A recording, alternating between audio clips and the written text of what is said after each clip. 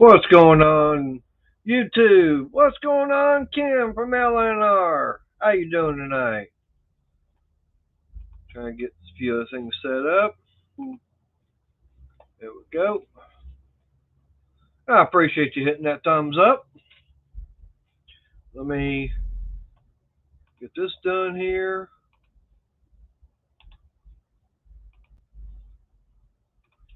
All right, there's a link. If anybody wants to come on up. So how you doing tonight, Ken? You still hopping along on three legs?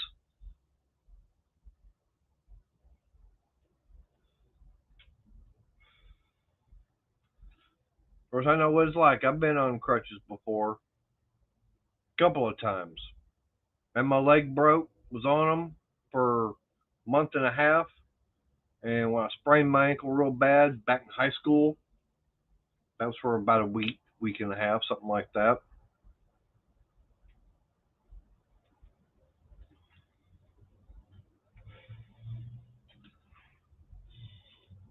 I just gotta wait on a few more people to get in here. Got three showing. Nobody in the basement.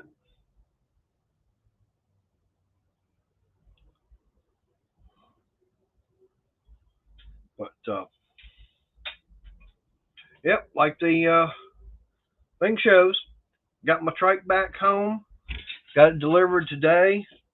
I'm very happy. Uh, been without it for what, almost 2 months now.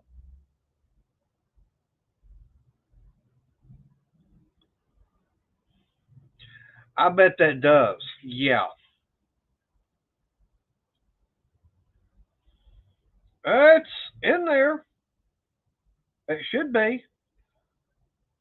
No, it's not in the YouTube section. I don't know why.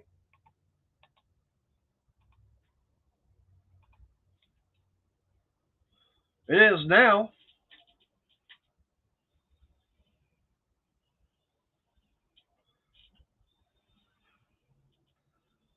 I've got it on the StreamYard side twice. I've got it in the YouTube side. I don't know why it didn't come up in the. Um, yeah, got four people in here, and Ken, you're the only one making comments. I don't know who else is in here. Can't say hi to them if they don't say anything, or at least type something in chat.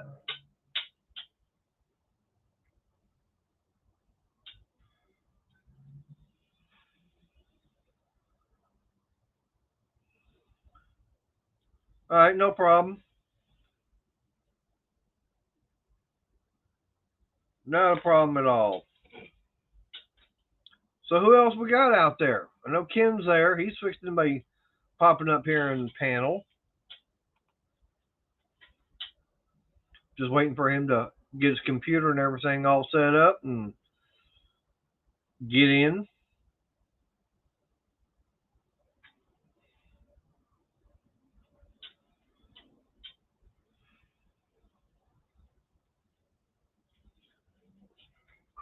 Of course, I know. I'm surprised Cajun was not here yet. Usually he's one of the first ones.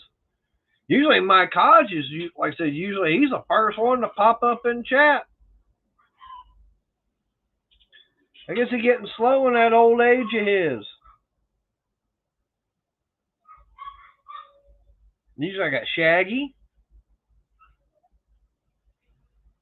Let's see. Mike Hodge, Shaggy, of course Ken. He's already here. Who else?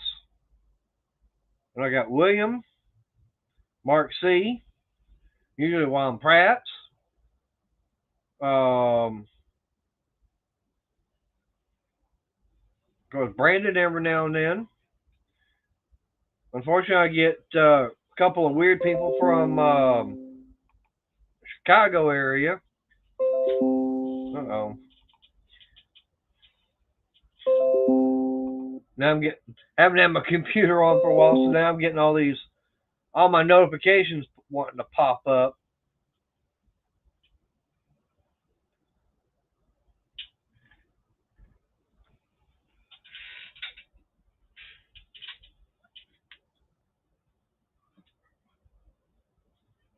I said, yeah, it's Monday, my normal time for going live.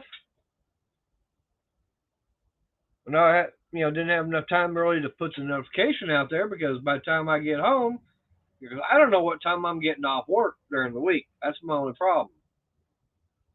So I gotta get home, work, and it's like, okay, now I can get it all set up.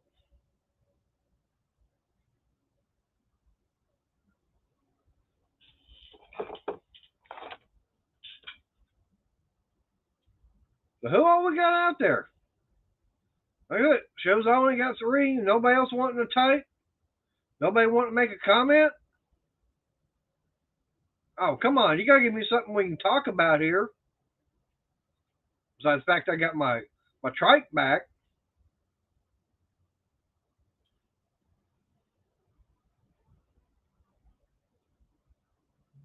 Of course, that's right. No Money Maniac. He ain't here. Like a Cajun, he ain't here yet. I'm surprised Cajun was not. There's Mike Hodge. I knew if I talked bad about you long enough, you'd be showing up. All them filthy, dirty words I was saying about you.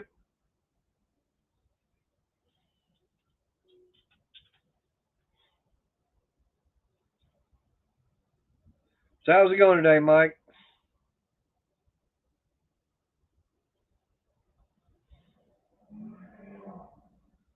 No problem, Ken.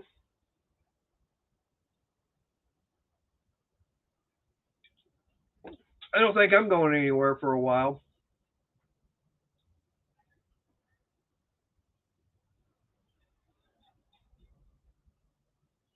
I don't know.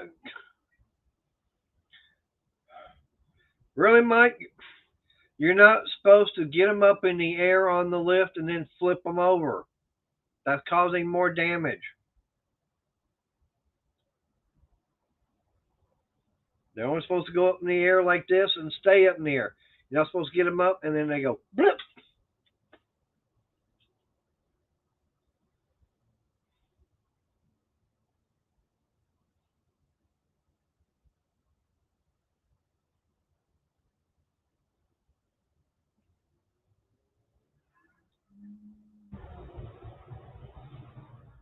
I've seen some videos of them doing that too. I've also seen videos where the guy is picking up the car and they ain't got it on the frame, they got it on the body, and it's like, oh my God, when they go pick it up, and it's tearing all that sheet metal and everything up.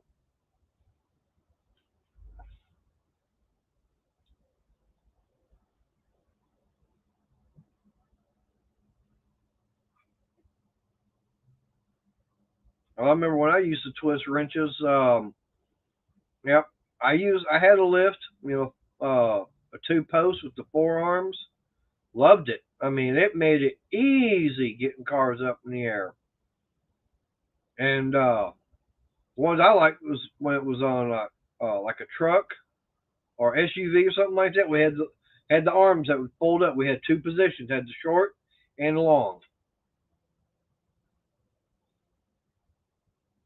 That made it so easy. And of course, the arms could slide in and out. No, would they swivel? Would you slide them, make them longer or shorter?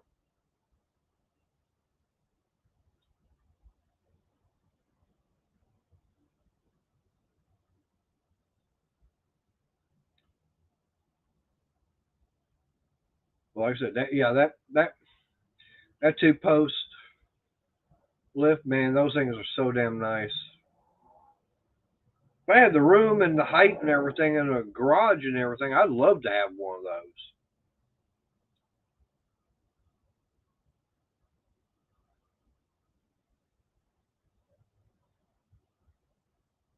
Oh, really?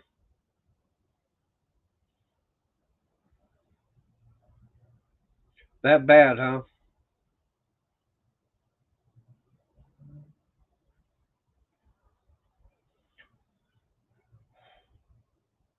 Yeah, I love them. I like a 2 pole lift.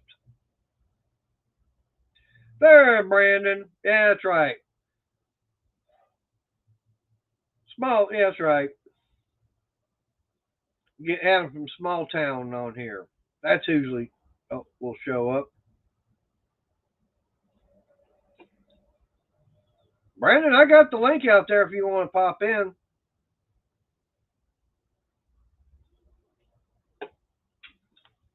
There's Shaggy.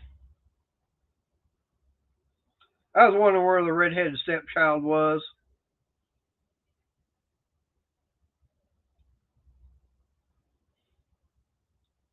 Oh, Brandon, you going to show the stickers and everything you got on the bike and the paint job? All right, that'll work.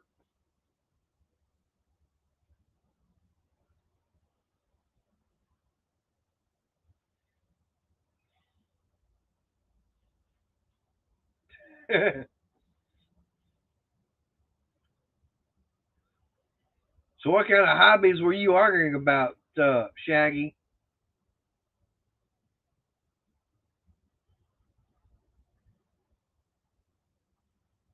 Because I know some hobbies out there, yeah, it can get quite expensive, especially racing. Yeah, that's someone else. Redline Gary, he ain't got here yet.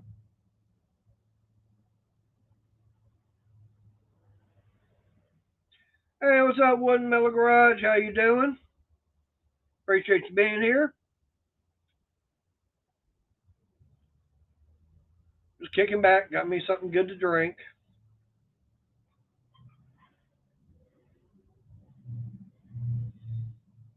Yeah, I can agree to that, Shaggy. Yeah, those are, yeah, expensive hobbies. I don't know. I've got an expensive collection of Winchesters myself,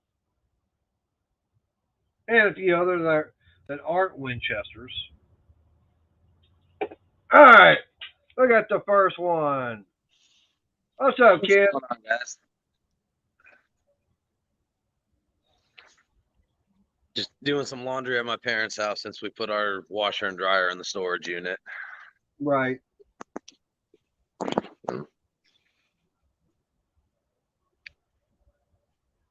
So is that two posts you were talking about, or was your Yeah, dad's? yeah, that's one of them. Well, he's got his tractor in there. He's got a 3-bay garage. He's rebuilding a Jeep, Nice. and then the other bay is just kind of open where we keep the grill and the griddle and stuff like that. So, All right.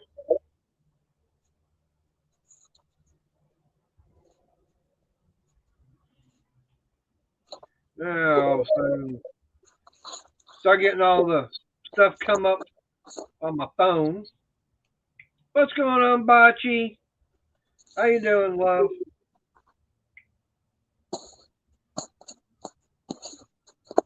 Uh-oh. evening, Bocce.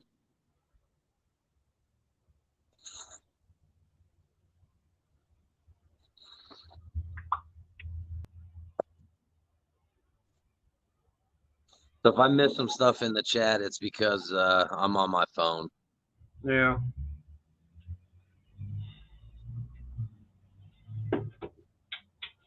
So how's your knee and everything doing? Oh, it hurts bad. I was Does up it? and down on a step ladder all night last night from 8:30 to 3 in the morning, painting the laundry room and the bathroom. Bam. So That's a lot of work. yeah, it's getting there though. We were able to get the back door installed today, and then we started on the front porch railing. So tomorrow we'll finish up the porch railing and then the spare bathroom. Then all we have left is the master bathroom to do, and that should only take about 2 days. Okay. So you're doing a whole house remodel, huh? Everything. The only thing we're not changing out are the cabinets and the countertops. That's something that will be getting done here at my house. As soon as the finances are suitable for it, along with, I mean, the kitchen's all going to get remodeled, bedrooms, all that kind of stuff. Okay. And one of the major things, of course, is going to be getting both bathrooms totally redone. Got one right now that yeah it definitely needs to get redone. And when I say when it does, that means the um, uh, new plumbing even because I'll have new water lines all ran and new sewer lines run. Yeah, that's going to take quite a bit. Yeah, definitely. Luckily, the master bathroom, all we have to do is paint and then put tile down. Everything else is still good, so it's going to save us some time. Right. Well, for me, the main reason I need to do all that is that the in the master bathroom, which is one, so it's in between my mom's room and my room, is it's got the old claw and ball cast iron bathtub in there. Oh, that's going to be heavy. Yeah, knows it going to be. Yeah, it is heavy, but the problem about it is dealing for my mom with her age and everything, her mobility right now. It's too difficult for her to get in and out of. Yeah. Um, so, and the biggest problem is the fact that there's a window in the bathroom, and she don't want to get rid of it. She don't, we already know about a shower. The only thing is, she don't want the shower coming over and blocking the window. Okay, fine. Nobody sells a 24-inch shower. Mm. Yeah, so something like that's all going to have to be custom made. So probably have to go with a, like, get it all framed out and get it all tiled up.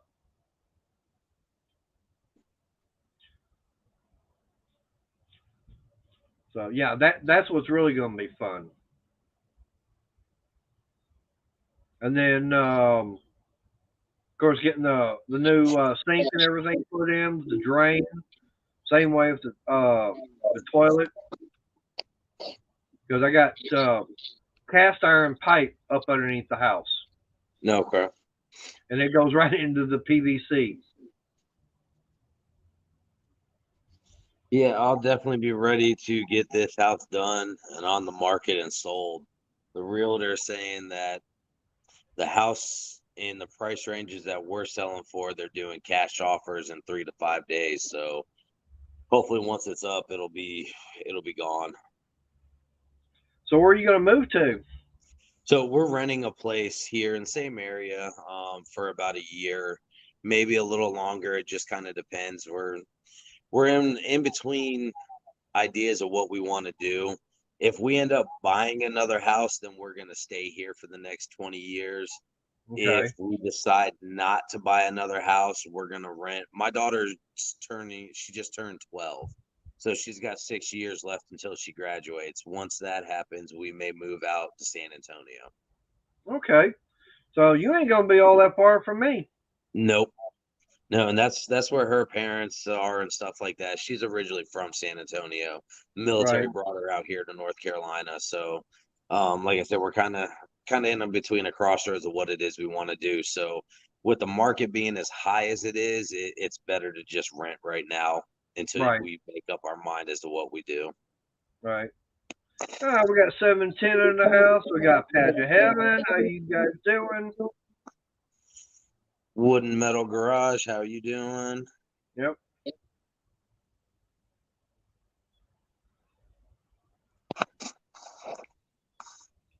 Wow, Shaggy. You only got four and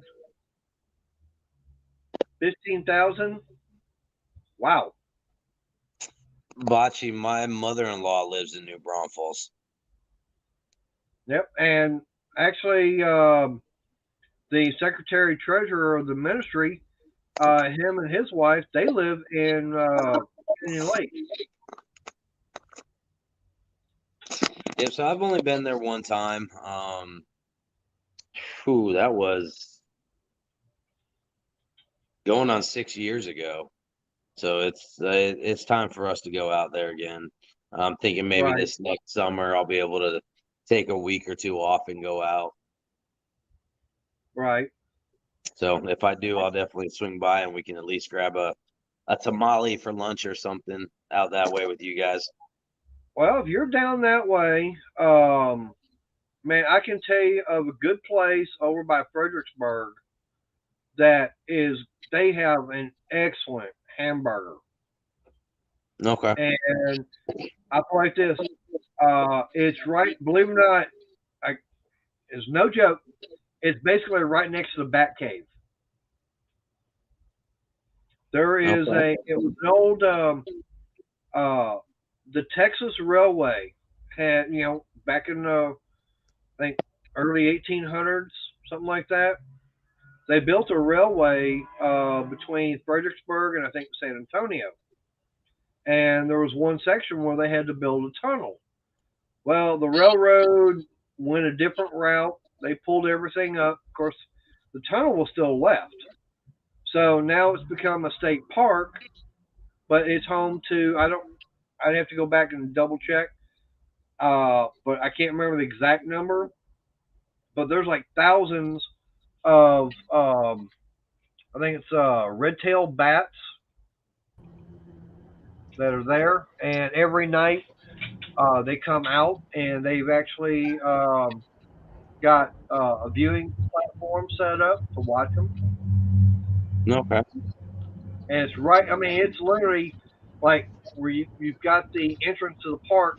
You look over, probably maybe a couple of 100 feet away, and there's the burger place.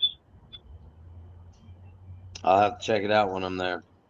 Just come my way. I got toys to ride around on. He's got more dangerous toys because they like to blow up. So I messaged Brandon earlier, Mater. I've got 22-pound valve springs, an air filter and an air filter adapter, then the pre-filter that goes over it, and Okay. then some gaskets for the carburetor that I'm dropping in the mail for you guys, hopefully tomorrow or Wednesday. Okay.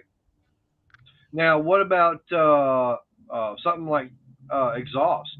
Did you? You said The one that I have is too far gone. It's got some holes in it, Oh, like on the I side ain't of worried it. about that. I'll either buy one or I'll make one. I've made quite a few of those exhausts.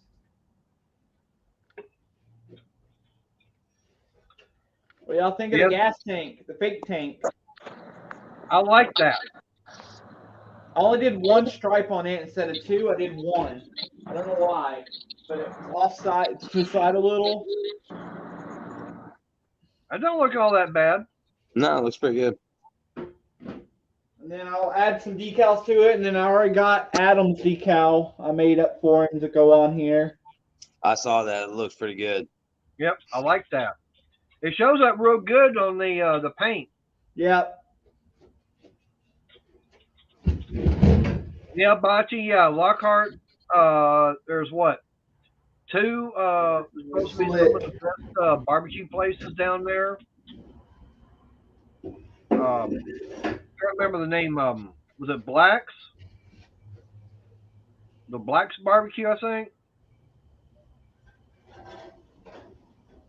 I don't remember. Yes, Shaggy, totally. Hey, Shaggy, we'll put that in the gas tank when it's your turn to ride. How's that? We'll fill it up special for you. I heard if you put Ridex in the gas tank, it'll get rid of all your competition. Yeah. Thanks, Wood Metal. Oh, I got a fun job coming up. I got that Predator 500. I'm gonna have to do. I've never done cup valves before, where you have to add the shims and stuff. That's going to be an interesting job. Yep.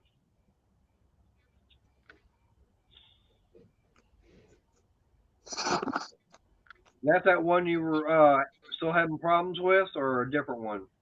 Nope, it's still a Predator 500. It's a So did you 20-year-old bike. Let's just put it as that. It's a 20-year-old bike that's probably never been taken care of. So you're thinking of something like that? It shared the key for the All right, flywheel. check that. The key is fine. The timing's great on it. The only thing that is the valve specs is off about 2 thousandths on both sides. That wouldn't keep it from running. Well, usually sometimes it'll start, but it'll run poorly. But in some cases, in some engines, it might keep it from running. So basically, you got to sit there and get the valves adjusted more. So how you do those is you remove the cam and you do your math. You do your math and what it's supposed to be and what it is, and that's how you know what size shim, because you do the clearance lash on these with the shim under the cup, and that's how it's done. Okay.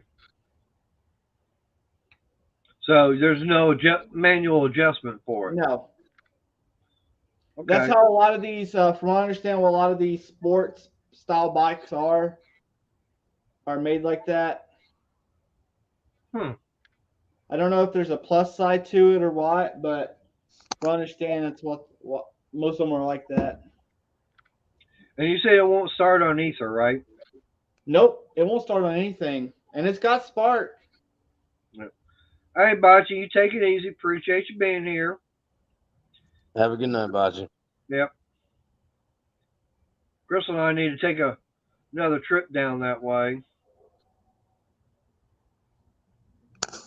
I think I'm gonna go down to Bocce's around Christmas time. I have a feeling that town will be really cool around Christmas time, the way that town's set up. Now, I tell you a town that I bet would look really good at Christmas time. That has to be Fredericksburg. Yeah. There he is. This is the person. There he is. Hello. He's got something for you. Sweet. That's a nice paint job on those. I found a decal in the clip art of the canvas.com last night, and there was a lathe. I was like, that will work.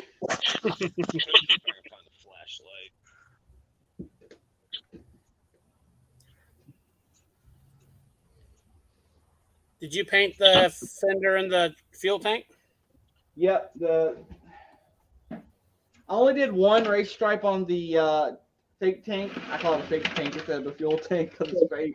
Yeah. The storage compartment. Yeah. I might be Shaggy. Depends upon what the finances are and what you're asking. And how old it is. I might.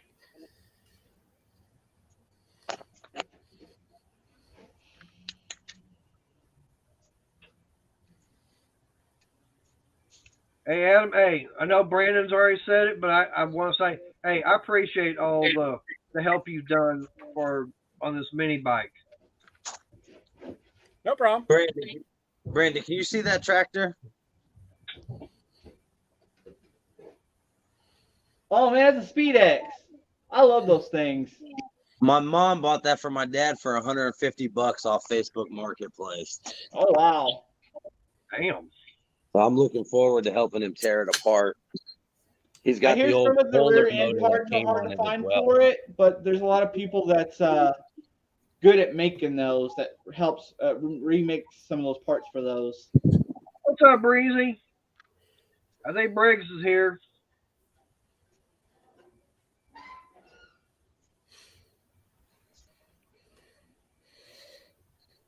So what kind of tractor is that, you said?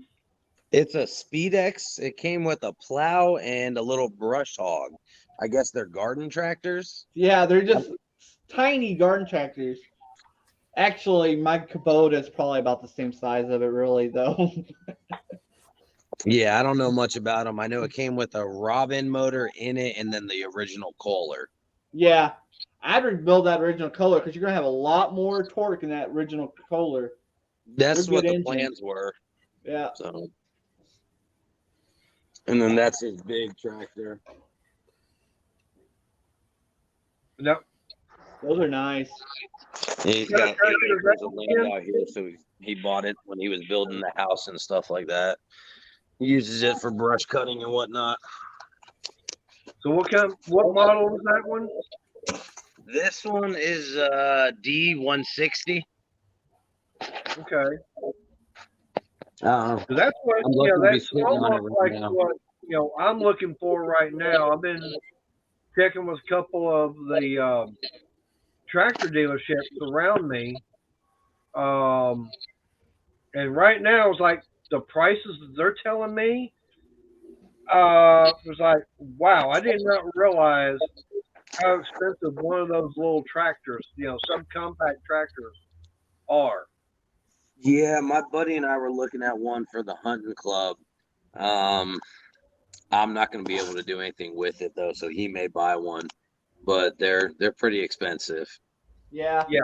But I do hear John Deere gives you some of the best financing when it comes to that. Yeah, because he wants one that's got a boom on it with a brush hog attached to the boom, and that's like an extra 60,000 just for that piece of Yeah. it. Whoa. So yeah, I'm not, especially now. If we had like 100+ acres or something like that, that was ours to where we could do something with it, I would probably invest in it. But all we have is a 100-acre lease. So at any point in time, they can cancel our membership to it. And then I'm stuck with a tractor that I can't do anything with. Right.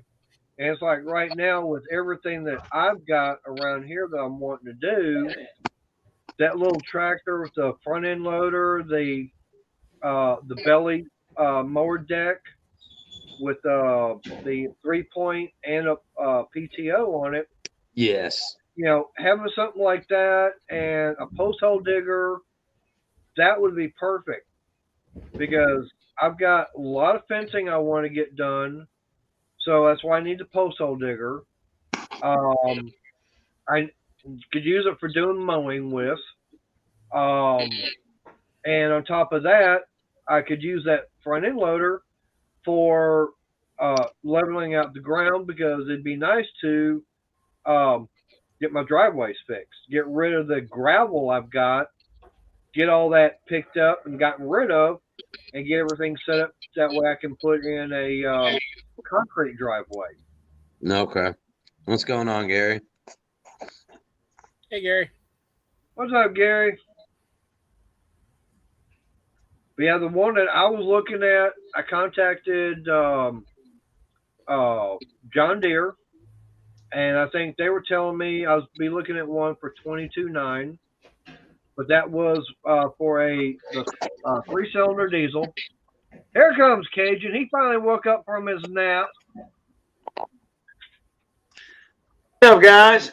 What's Hey, going Gator. on, Gary? But yeah, they were saying it was a 3-cylinder diesel, had a front end loader on it, had the belly mower deck, a 5-footer, which I'm going, that's wide enough, okay? Then it also had the 3-point hit, PTO, and a post hole digger on it. So, like I said, I was looking at, I think, $22,900. Okay. I And then talked. that doesn't sound too bad.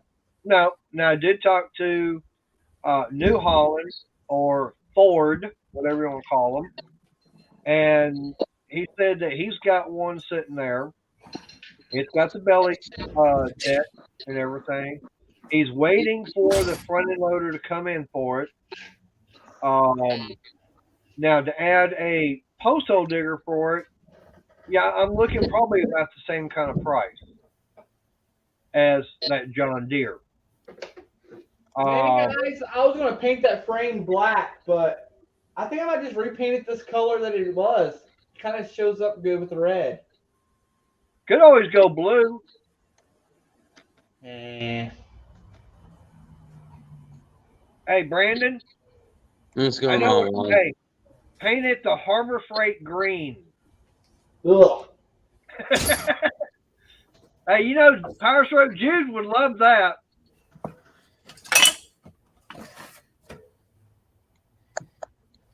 But no, and when I was talking to that New Holland dealer, I was talking to him about the Mahindra. He goes, they were a Mahindra dealership for a while.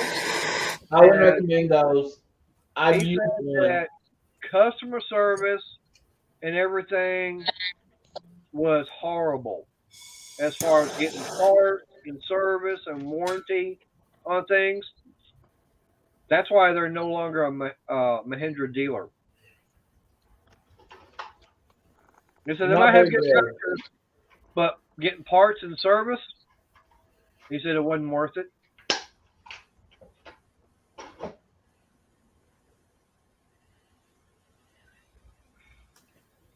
I'm gonna get my Kubota going. Actually, I'm about ordering the wheels this week for it. And if it goes good, and I get enough side business, I might buy a newer tractor on down the roads. I'm hoping to pick up. I got a lot of buddies that do a lot of commercial work with real estate companies, and I'm hoping to pick up some commercial work and some maybe some tilling work. Yep, I see you one. Hey, Brandon, Shaggy saying you need to paint it to, I guess, that Harbor Freight orange.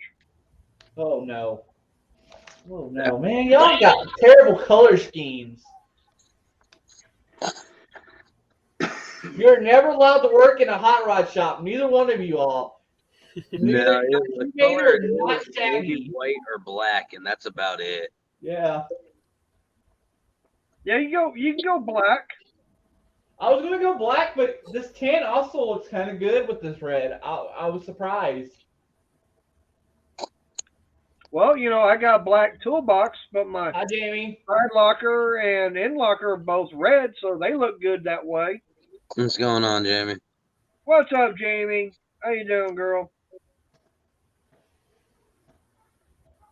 So, Mater, I was gonna put your your decal on the engine itself, but I'm probably gonna put it up here on the top of the fake tank because Okay. any gas spills out on it, it's gonna rip. That decal is gonna probably fall off. Yeah, that makes sense. So that'll work.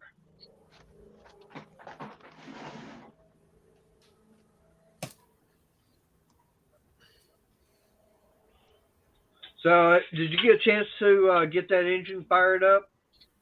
I still haven't. I've been working on that 4-wheeler all day and a zero turn. All right. Gotta get business done before I could play with this. I'm trying to get everything done so I can spend the rest of the week playing with this, getting this ready. Yeah, I know. Business before pleasure. Yep. I know all about that. So what's been going on with you, Cajun?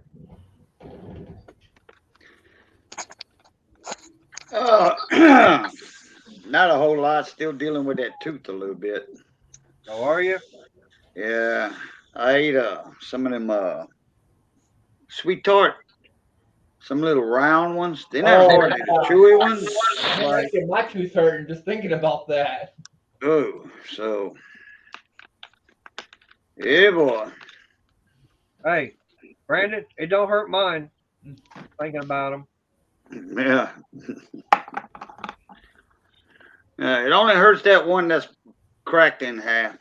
Right. I didn't even eat on that side. That piece of candy. Lip video. I didn't even eat it on that side. I ate it on this side. Whew. But, I was going to say, since we got a lot of people here in the chat, got a few people in panel, it's like, yep, like the title says, I got the trike back today. They surprised me. They called me up about 2:30 and said that, hey, it's going to get delivered today. To make sure, someone's home. Okay, yeah. I said, my girlfriend Crystal, she's here. So I contacted her, told her, hey, they're going to be bringing it home. Wow. What was the total damage? 0 or It was a deductible? $128 is what I had to pay out of pocket to get it all fixed. Man, wow, you got lucky. That's not too bad. No, and considering the fact that included them picking the bike up, taking it up there, getting it fixed, and he was telling me it was like $1,700 in parts, and then delivering it back to me. Yeah, so I mean, they wound up getting everything done. You know, it was basically my $50 deductible that I had to pay, and it was like $78 tax on parts and stuff. You got lucky on that too, because that's cheap for $1,600. You're looking at 10%. That's $160. I'm going to get Tax. the food. I'm That's back. 10%. That's Louisiana 10%. You know, like parish and state. Y'all just got state, I think, in certain areas. Yeah, no, we're state tax all over. That's it. We don't have local tax. Because I remember when we used to go to ball crawfish at Mama's place in Longview, when it was on the south side of the interstate. When you walked in a store and a can of Coke was 50 cents, you knew to put 50 cents on the counter and say thank you, you know, instead of 54 cents, 55 cents, whatever the tax is. It was 50 cents. Yep. Especially on the food, you know. Oh, yeah. Yeah, Jamie, how's your eye? I heard that you decided to try to do a little woodworking. You got a splinter in it.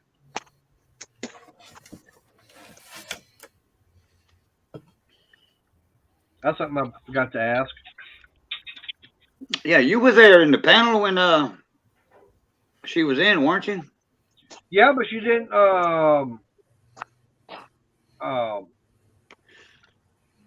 she didn't have an eye patch on last time I seen her. No. She was in the hospital and her eye was all puffed up and everything. I didn't see that. Oh, you wasn't in the panel when she was in the hospital room? No. ER, whatever? Oh, okay. No, I wasn't there. There were a few other people in there. I think Adam was there. Yeah, I think so. I got to plug my phone in. It's getting low on power.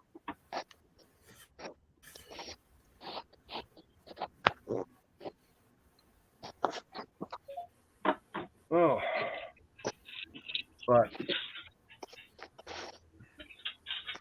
yeah, like I said, you know, like selling the bike and everything, what they had to do from what they told me was basically they had to rebuild the whole pumpkin. That basically the whole like third member that's in there. That's all the bearings and everything all went out on it. So it's like, wow.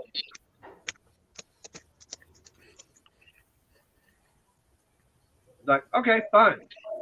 You know, I'm not going to complain to, you know, actually have a dealership. I mean, it's not a Harley dealership. I mean, they do sell Harleys, but they're all, you know, pre-owned. But I'm still not going to complain the fact I got to pay $128 for everything that they wound up doing. Yeah, no, that's a good price. Yeah. And like I said, the main thing is they picked it up and delivered it back to me. That was all included. Do you have a trailer you could fit any of your bikes on? I've got a little 10-footer. It's got a little fold-down ramp. Right now, what I got to do is, in order to make it legal on the street, is I got to get the registration done for it. But then I've got my 16-footer, and it's the same way. I need to get the registration done. Neither one of them have been on the road for about 4 or 5 years. I rode around on expired tags for 2 years. I finally got my trailer tags renewed. Cops want to say nothing because of COVID, you know. Well, so my biggest problem. Tags. Yeah. Well, the biggest problem for me, not you know, getting the trailers out there on the road, Mainly because I haven't had anything to pull them with. I mean, I've got them, but hey, you gotta have a vehicle that's powerful enough or big enough to pull them. Not yet, Scott. No, not till December. What's up, Scott? And that's got to be at least the middle of December.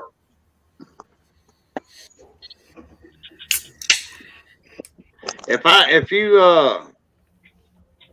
the 10-foot and the 16-foot, I would get the 16-foot done because that'll handle the weight of that bike a little better than that 10-foot. Oh, that 10-footer would handle it no problem. Yeah, but you got a double axle on that 16 more than likely, right? Yeah. That trailer's going to handle a lot better. The 16 will with a bike on it than that 10. Yeah, but I mean, that 10-footer is still going to, believe me, it would handle the weight. Actually, it's not the weight that I'm concerned with. It's the handleability on the road, being such a smaller trailer. I guess it depends. Is it a single axle? Yeah. Yeah. Does The it have 10, a yeah. axle under it, or does it have a lighter one?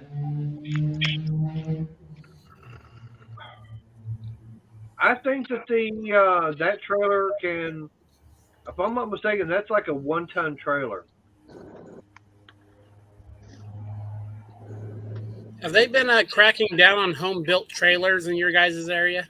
Nope. Not here.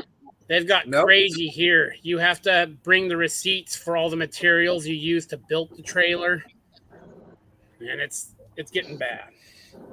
Wow. Nope. Over here, you No build more a trailer. truck bed trailers. You build it. You call the state troopers, the local office. Tell them, say, I need a trooper to come to my house and with his stamp kit. And he comes. He looks at your trailer. Not here. It's not a big duh. You can tell you're still Here you buy one. And he stamps it. Here you buy one without a title. You grind off the VIN number. You paint it, and you go get a weight slip. So you take it down there, you get tagged. No, we're on the coast, so there's a lot of boat trailers that aren't registered. Most of the time, they don't even mess with it. Otherwise, they'd be pulling every truck and trailer over, and they just don't deal with it here. Yeah. Like they won't let you make. You know how a lot of people make trailers out of pickup beds? Yeah. They won't let you do that anymore here. Really? Wow. It's from what I was told, we have a very high trailer theft rate in the state. So. Wow. Well, what's theft got to do with? It all comes from the other side of the state. Everything on the west side dictates everything from. Because exactly what I said, Cajun, like here in Texas, we can literally buy a trailer without title, grind off the VIN number, paint it, get a weight slip, and go down there to DMV and get a title for it. Oh, okay. It's that easy. Costs $40. Yeah, well, the 16-footer that I've got, it doesn't even it never has had a VIN. Oh, it's got a set of stamp numbers on that tongue somewhere. I've never found them, and I bought that thing back in '85, and it was used when I got it. See, we're so close to the South Carolina border. They don't have titles for their trailers. It's just a bill of sale. So somebody will buy one and then make a dummy bill of sale from South Carolina and then just take it in and get it registered.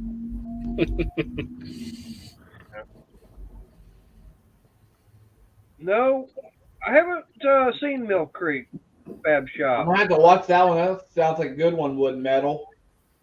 Yeah.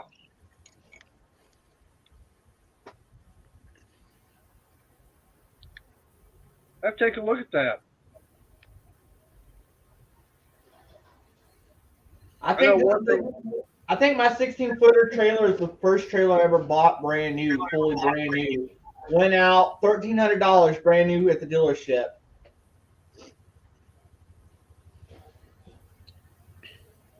What's up, Fish Adventures?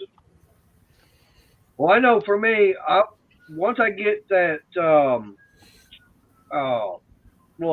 mini top fuel dragster built, either I'm going to be using the that little 10-foot trailer to tow it with, or I may wind up building a custom trailer for it. Yeah. And what I'm hoping I can do is tow it behind the trike. That's one thing I'm hoping for. What's up, Chef Scott? Fish? Yep. You got Chef Scott Dungeon in the house. I wish my trailer was wider. Like my 16-foot trailer is like 6 foot wide, but some of these tractors I want to buy it's a little bit wider than that. So I wish my trailer would be slightly wider. Does it have sides on it? Yeah, it has Going on sides on zombie it. mowers. What's up, Zombie? Hey, Zombie. Well, I know that that Ford tractor I did have years ago. Now it wouldn't fit on my 16-foot trailer, so I actually had to go get a deck over trailer to pull it with, and that was a gooseneck. It was 16 flat with a 4-foot dove and fold down ramp. I can fit it like a 9N on my trailer. A 9N will fit on my trailer very tightly, but it'll fit on my trailer.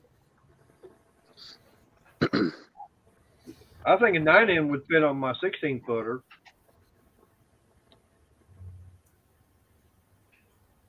Yeah, my one of my in-laws, he's got a trailer, and his huge zero turn.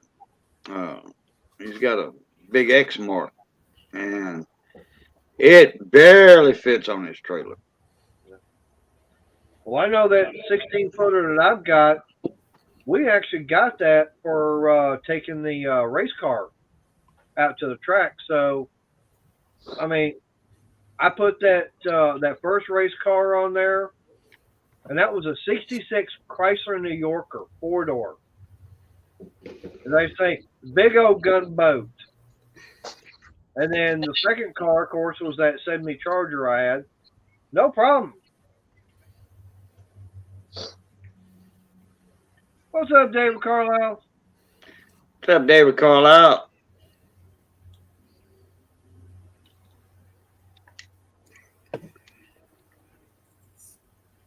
So, yeah, I mean, and that's also another thing is with that John Deere, the way they were talking is that they've got a package where I could even get I think 1 or 2 more implements and a trailer. Yeah. I think something like that was going to run. Something like that was probably going to run around 30,000. Now that'll fit on your 16-footer, no problem. Because you can ask LNR, the one he's on right now, they're not very wide for what they are. No.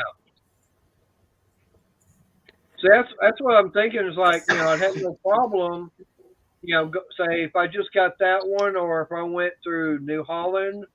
I haven't checked with Kubota yet. That's a dealer I have not checked with. But like I say, I've got 16-footer, no problem. I could, with this truck now, it's got the tow package and everything. I could very easily, hook onto it, and I could take that over, pick up the tractor, and bring it back. They got a dealer.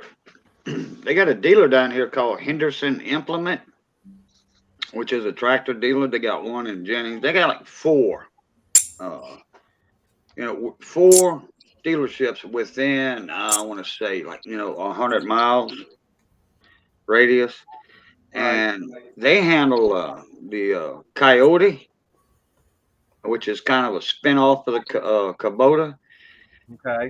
Well, I was picking up watermelons one day, and this guy showed up with one, and he had just bought it. He was showing it off to Doug. He had the front end loader on it. He had a bush hog on the back. The trailer, tractor, the trailer, the bush hog. Some people call them shredders. We call them bush hogs. Right. And a row hipper came with it for $17,000. That's not bad. I think it was a 30 horse, if I'm not mistaken. Wow. Because the ones I've been looking at, they're saying that's like a 3-cylinder diesel that's like 25 horse.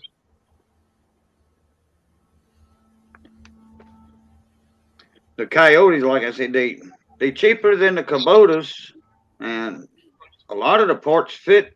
You order Kubota parts for the Coyotes. Oh.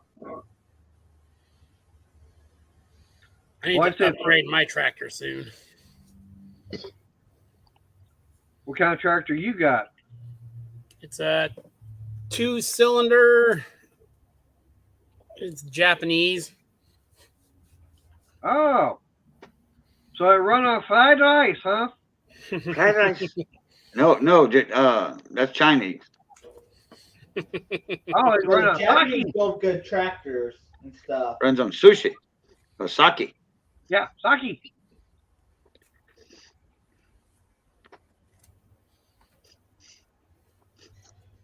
But like I said, for me, it's not something that I'm gonna get right away. It's not like something that I'm gonna run out and get tomorrow. I'm shopping around, trying to get ideas. Like I said, find out who's got what and for what cost and implements and stuff like that. And try and find out how much. And whether or not it's in the budget to be able to go and get something like that. Yeah. What's up, Stephen Doolittle? Evening, Stephen. Hey, Stephen. But Eleanor, does your John Deere have the drive over deck? No, it doesn't. see, that's the kind that I'm wanting to get. Is the kind that's got the drive over deck. Mainly because the areas that I've got to get mowed, it's having a drive over deck tractor would be perfect. Was that about a 35 horse on that thing? I couldn't even begin to tell you, Cajun. I'm not a big tractor person. I don't know much about them. What's the numbers on it? Yeah, neither do I. D160, and it's got 3038E on it. Let me see if I can find it. 30 horse or 40 horse? 30 or 40? Yeah. From what I've seen on it, yeah, it looks like I was thinking, probably about 30. Mayor, But at 38, if I was you, because you're only going to use it a few times, I would, if you got one, I would pick up some side work to make it worth its payment. Yeah, well, like I said, for me, I've got, I definitely would be putting it to work because, on Mark's stream the other night, he was talking, he was mentioning, well, maybe just go rent something. I'm going, with all the work that I need to get done around here, I'd have it for almost 2 months. yeah, you could just constantly working. yeah. So it would cost, for what I would spend on renting one, it'd be about the price of me buying one. What's up, Mason? Hey, Mason, 710's in the house. Yep. Yeah, but after you get your work done, then it's just going to sit there. So that's what I'm saying. You should find you some side work, and that'll make its payment. All right. Well, that's possible, but I'm still going to need it for doing the main thing I'd be getting it for, and that's doing the mowing. Yeah, see, my dad's had this for about 8 years now, and he hasn't really used it in the past 3 since he finished building his house. Right. Mason, it's a 2012 Harley Tri-Glide. I don't remember the manufacturer on the exhaust I've got on there, but there is a video I did when I swapped it out. But what they had to do, I had a problem with the differential on it, and the dealership came picked it up, and they had to basically rebuild the whole rear end. And it was like $1,700 in parts, but I wound up paying like $128. And I got it back today.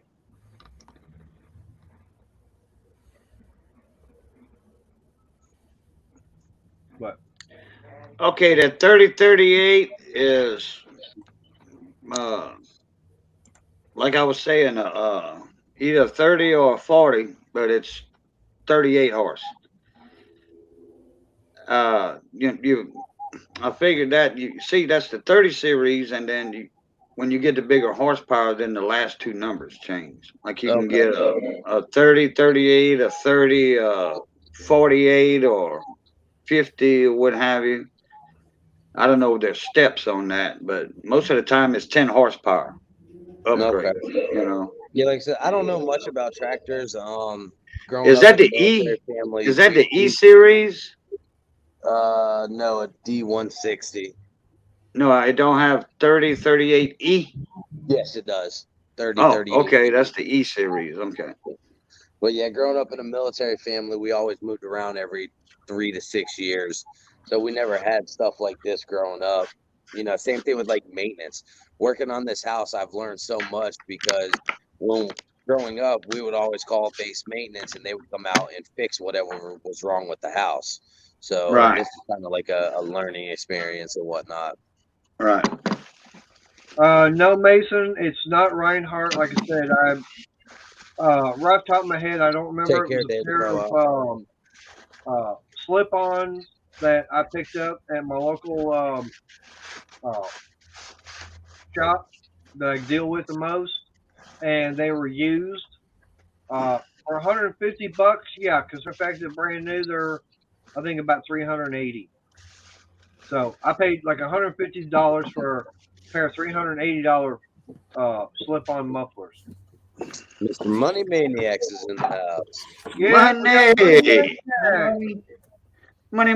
Money. Yep. Money. Later, David. All right, take it easy, David. Appreciate Bye, you David. being here. But yeah, I can't remember what the exhaust, those mufflers were. But yeah, Stephen, Angel is it's done. I got the phone call Saturday when Crystal and I we were over at Harbor Freight doing some shopping and paid the bill, $128, and they said, okay, they're going to deliver it Tuesday. Okay, fine. Next thing I know is I get a phone call about 2:30. Says, is someone going to be home? We can get it delivered today. Yeah, I'll let her know it'll be on its way. All right, y'all, I got to jump off from here. My phone's about to die. I'm going to go in and check on the laundry and stuff. So, All right, Ken. All right, Eleanor. I appreciate you letting me up, Mater. Brandon, problem. Cajun, Adam, have a good night. Everybody in the chat panel, y'all take care too. Yep, you too. All right, you have a good evening. Take it easy, morning, mate. Let's see, Brandon got the tank painted red. That fender. Got that back fender done. You didn't see the fender fully. Hold Is that red or orange? No, not yet, but I see some stripes on the back. You said you was going to do red with white stripes. Yeah, it's apple red. Yeah, I remember you showing that the cans of paint off that candy apple red. I love that candy apple red. I went like with a the color Ford. because it's what I could find. Because right now paint is like hard to find. There was this fella that lived next to my cousin's house. He had an old 58 Ford truck, I want to say, or 56, and it was candy apple red. That was a beautiful truck. Oh, how'd you do the white stripes? So I painted it white first, and then painter's tape, and then painted the red. Gotcha. Yeah, And then wow. check this back here, Small Town Machine Shop. There you go. All right. Yep. We gotta have Cool our deal. sponsors on there. I'll click How'd you get that label Small Town on there? I mean, how'd you get it? I cut it. I made it. I designed it, and then I cut it out with Cricut. Oh, okay. Yeah, because I used to remember a few years back you had that printer set up, where you can make your own stickers and stuff. Yeah, I got it. I got it for the vinyl decals. I pay someone to make my stickers now because doing 100 stickers or more, it gets kind of tiring when you're weeding it out. Vinyl, you have to weed out. Yep. Right. So I only do decals and vinyl for stuff like this. Now. Right. Yeah. What's on the tank, or is that just some glare right on the side? It's nothing on the tank yet. No okay, it was some glare then. Boy, and it's just one racing stripe. I only did one on the tank. That's a nice looking tank now. Yes, it is. Yep. What'd you do?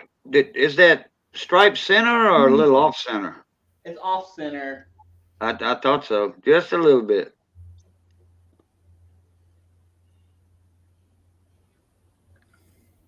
So we might. So now you need to get a. I know you have your helmet already. Now you need to get a red helmet with a white stripe or a white helmet with a red stripe. Well, Nick H sent me a helmet, and I'm thinking about getting it painted. And there you go. Great minds think alike. Yep. All right, Money, you're up. So, how much money did you throw in the hole at the convention? You get one of those German helmets with the spike on the top. Yeah.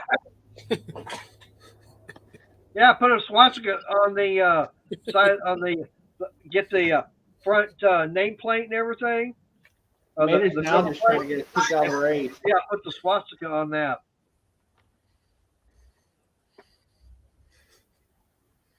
He's trying to get us kicked out of the race now. Next thing you know, he'll be wanting a Hitler mustache. No. Hey, we call it the Blitzkrieg Bomber. Oh. But yeah, we call it that. That'll be the name.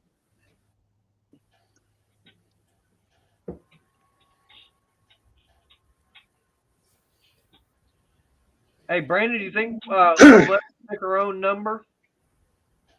I don't know, and I've been thinking about the team name, and I'm wondering if they'll let me use the name the BSers. I think the BSers would be a cool team name. Sounds good.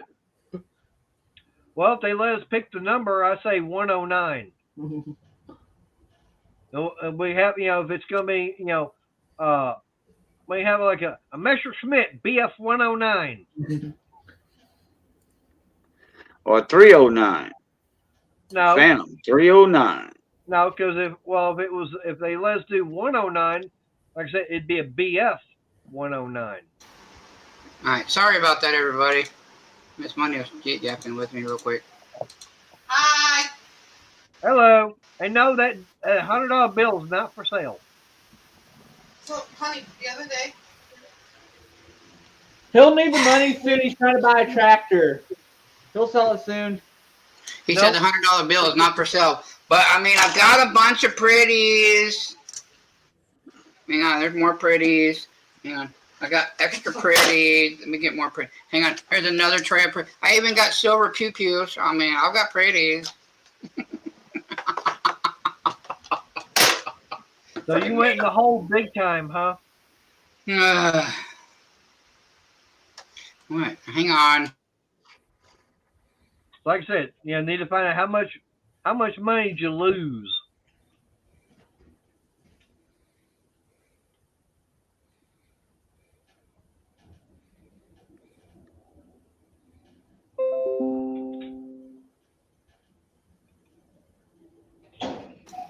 Okay, so at the convention, All right. I did not lose any money. It was 140 that we paid for the whole weekend, with hotel fee and the food and everything. What we sold in profit, I still brought home over 4 figures. Nice. Nice. And Miss Money got a pew pew while we were up there. So you know, But it's not traditional pew. it's not an actual. They actually call it the ungun, is what they call it. It's not an actual GUN. It's something that's new. It's basically something that if not all, you know, situations call for deadly force. So it's kind of like the next step down, but it doesn't matter what size you are, because what comes out of the projectiles, it can knock a guy, and a good sized guy, down for 30 minutes, no matter where you hit him. So Oh, that's got one of quite those. shocking. She got one of those because she wanted one. Pepper spray pew pew. Oh yeah, it shoots. It even shoots pepper spray balls. It shoots a bunch of different stuff. So non-lethal. Okay. It's a non-lethal weapon, but it'll. She hits you in certain spots, you'll be crying to the cops and wish to God you were dead. Ooh, can I try it out on Mater? Hey, we'll hand it over to Mike Hodge, and him and Shaggy can go at it. How's that? But no, it was a good show. Yes, Jamie, I still have koalas if you want one. I saved one for you, just for you, because you were asking about them. I still got one. I will save it for you. Oh, I have one more question. What? Can I keep the $20 bill that you gave me for gas? I guess. But so it was overall it was a good show. I mean, it was a smaller venue. There was only about a couple of hundred dealers versus what we normally go to, and but you know it was good overall. Good turnout. Got some new items. Sold a bunch of items. So I mean, you know what it's supposed to be. And there's another one coming up in December. That's actually 2 miles down the road from me at a convention center that I was talking to the promoter up there that I'm going to try to get into here in town. So I'm going to try to get on that one. And then the next show that I'll definitely... Princess Jamie, anytime you want one, I can ship it out tomorrow. It is completely your choice, my dear. It is all up to you. I am no hurry. You shut up, phone. No one wants to talk to you. But yeah, like I said, good show. I had fun. You know, I couldn't really go live from there because we tried. The internet was just spotty at best. I got on Mama T and Big T's flea market, and I sold a few items. I sold a couple of Johnson Matthey silver bars. I sold a 21-piece dollar on there, which is one of the key dates. I sold a MS-64 slab Morgan on the flea market that I got in. So, good times. Money, you reminded me about what you and I were chatting about the other day. Uh-huh. Okay. Now, guys, check this out. You know, remember a while back, I wound up, you know, asking both Cajun and Money about that Carson City Morgan that I found. Okay. Uh-huh. And it was, I think it was the 83, you know, 1883. Mm-hmm. And, you know, I wanted to send, you know, Money a picture of it. He goes, yeah, that's part of that GSA horde and everything. Okay. Well, it was real funny. I came home. I was actually, last week I was home from work because my gout had flared up. So I'm sitting there flipping through the channels and everything, and they were saying silver coinage. Okay, fine. You know, collect one of those collector coin channels. I got on there, and the guy said he had Carson City, you know, Morgan dollars, and it was 82, 83, and 84, and it was all the GSA horde, and he was selling them, and he at the time he never gave a price. I'm going, okay, how much and everything, and finally he came up with a price, 1995.95. I'm going $2,000 for all three coins and all the the GSA horde. So I was like, I got my phone out. I texted Money about it, and he was going, no. And it was like, what'd you say, about $900 would be a normal price for all three of them? I would have paid. I would have paid 300 a piece, and I would have sold them for Right. 350. I would have sold them for 350. I'd make $50 each on them. Is Right. it? And because if But- you're paying more than 350, they better be graded. Right. But these weren't even graded. They were still in those holders that came from the mint Mhm. and everything. But the weird thing that I found funny, and I even had to sit there and rewind to make sure I heard what he said correctly. He was saying that these are the 3 rarest years. And it's like, No. yes, I know, dinner is ready. I'm having this when you said it. Ah, I actually had another coin dealer up there, and this guy had 3 big tables, and I mean, he had stuff, and I'm not going to lie, he put my stuff to shame on something. I had other stuff than he did, and he kind of came over like, man, I wish I had some of that, but he had some stuff, and he was arguing with me because he had some GSA hordes, and it was an 82 and an 83, and he was like, those are the rarest ones. He has a gray sheet in front of him. He has a red book in front of him. He's got currency books in front of him. I went over and grabbed my gray sheet, and I said, I want to compare. I said, you're telling me these two right here that you're selling for $800 a piece are the rarest ones in GSA Horde? He's like, that's what I'm telling you. And they weren't graded. I said, okay. I brought over my gray sheet, and I said, sir, I don't know where you get your information from, but this is the same gray sheet that you have in your possession. And I'm over here looking at a 92 that is less than $1 million minted, and the next one is the 90, and the 82s and 83s have got $7 million apiece in GSA. Now, what's the lowest mintage again? I said the 82, 83, and 84 are your most common. If you're going to get into Morgans, you're going to get into GSA hordes, get into those 3 years because they're going to be your cheapest.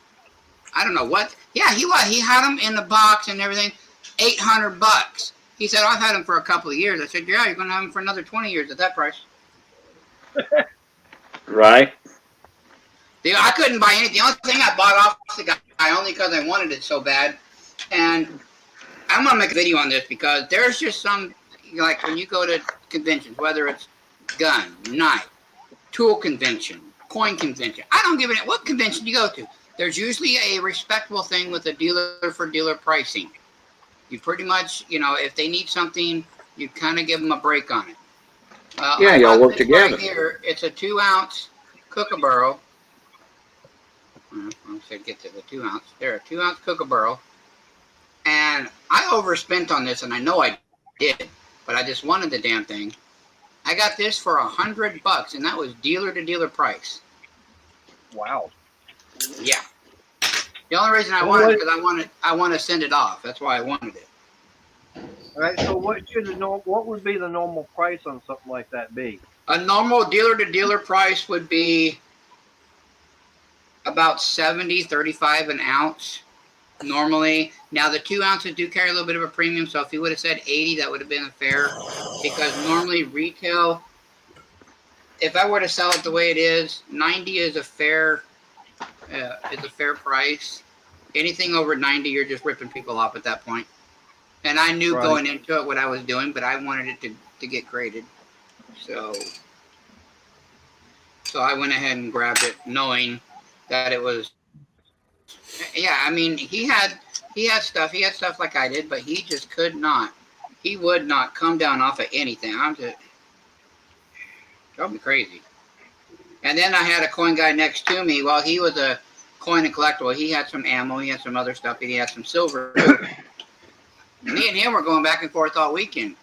Because he's like, hey, I could use that. It's like, all right, let's trade for that. Let's trade for that. We're trading back and forth all weekend.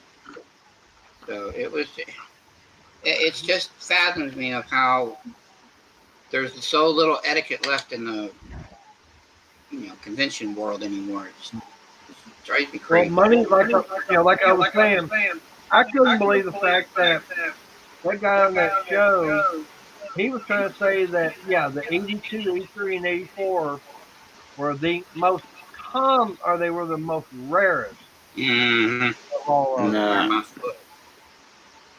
Now, what year did the U.S. Treasury do all that, anyways?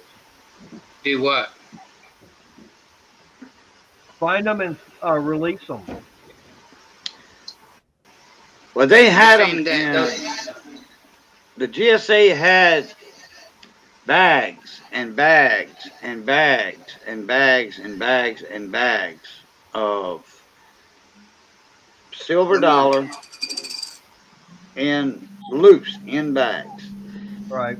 And they walk, each bag was the same year.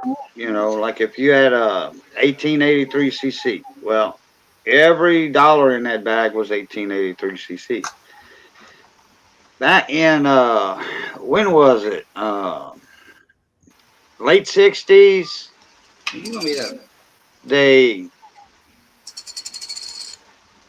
They put them.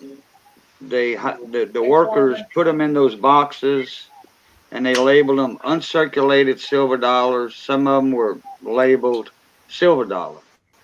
Well, those were toned. If they were toned back then, that's tarnish. Okay, so they couldn't call them. Back then, they didn't call them uncirculated. They just said silver dollar. But a lot of people, money will tell you this too. Some of those that said silver dollar instead of uncirculated, graded one grade, sometimes two grades higher than the uncirculated ones. Yep. Yep. They've had a few 66s, 67s out in the GSA horde that was just said silver dollars. And when you get to a 67 Morgan dollar, Woo-hoo. you got some bucks. Okay, it's hard to get a Morgan dollar in MS67. It's hard. Well, it's not that hard as long as you got a couple of straps of hundreds with you. No, but I'm talking about like just buying a bunch of GSA hordes back in the late 60s. Or I forget exactly what year the bidding was out on them. They had pamphlets with the bidding prices and stuff on certain years. It was like $7, $8 or whatever. I wish money. Do you have one of those old pamphlets from back then when they came out with them? I sure don't. I wish to goodness I did. The pamphlet is worth sometimes more than some of those silver dollars in price. Right. I wish I had some of those because. Well, my question we got rid of the. I was going to ask is like, how come they had all these bags of the Carson City Morgan? How come they weren't put into circulation back then?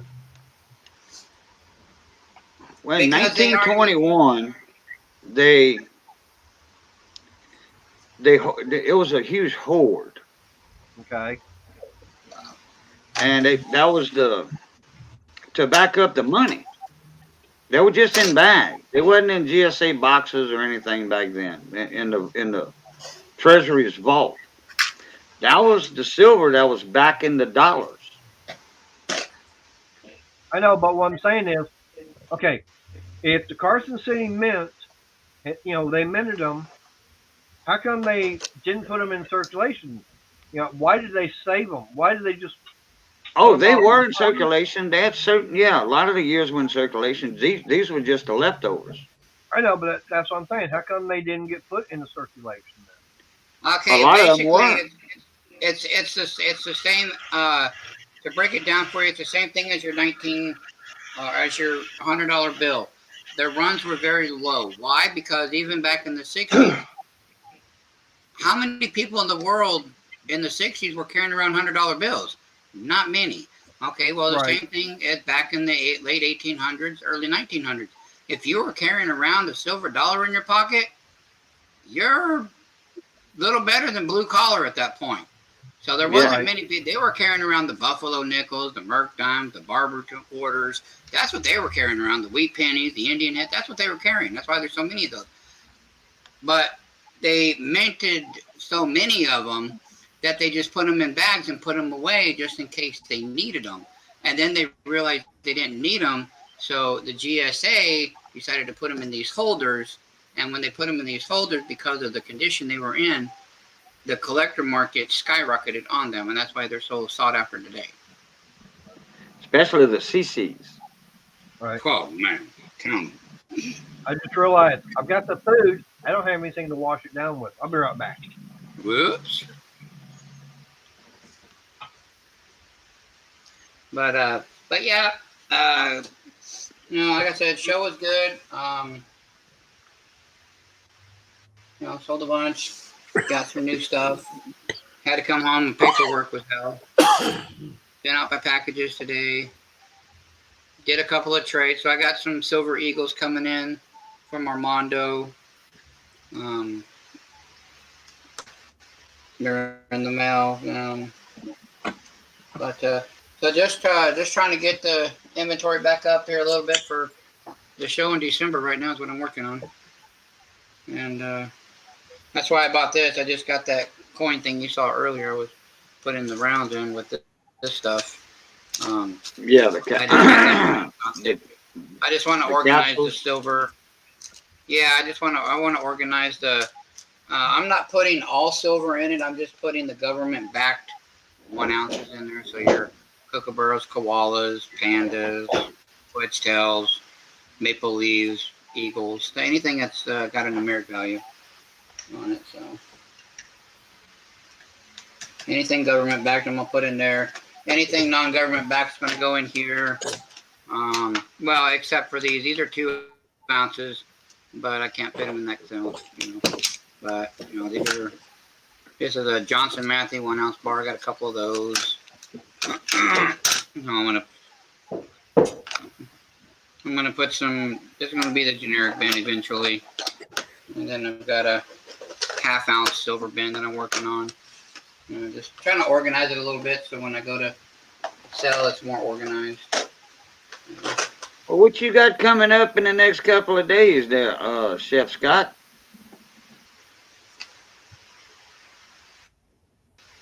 Yeah, I want to know, Scott, what you got going on? Well, it's going to have something to do with a car or a truck or a Durango. Hey, I like cars and trucks too. That's why I like That's why I like listening to you guys. And what he's back and what King of BS over there is making. That's pretty sharp. I like how you did that with your YouTube and everything on the back of that. That was pretty sweet.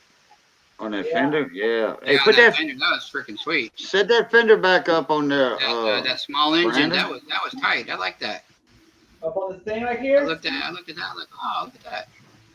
Yeah, just set it right where it goes.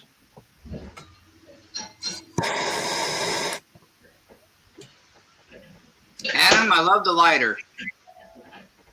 Gets the job done. Right. Now, reminds me of my. Brandon, reminds are me you of my going to go with grandpa. stainless hardware? Honestly, the hardware is good. I'm reusing the hardware, and it's stainless anyway. Oh, okay. Because I like, I mean, it's it's kind of easy to do, but if you could find it, the nickel finish, Yeah. Man, I love a nickel finish on hardware. Adam, I'll be ordering the parts this week. Eleanor's actually sending a bunch, and then I'm going to be ordering the rest when the YouTube check comes in. Within the next few days, it should be in.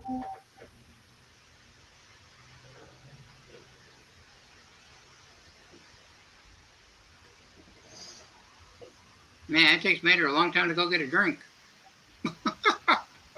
You got to mix it. I guess so. Maybe Crystal Shake beat it, him don't up. stir it. Well, if Crystal's smart, she'd beat him up.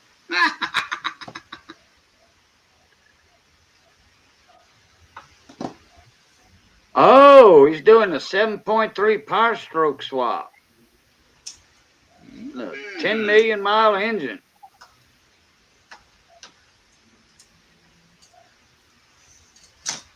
Shaggy said, I hate nickel finish, especially on stainless. No, yeah, but we're not talking about nickel on stainless here, though.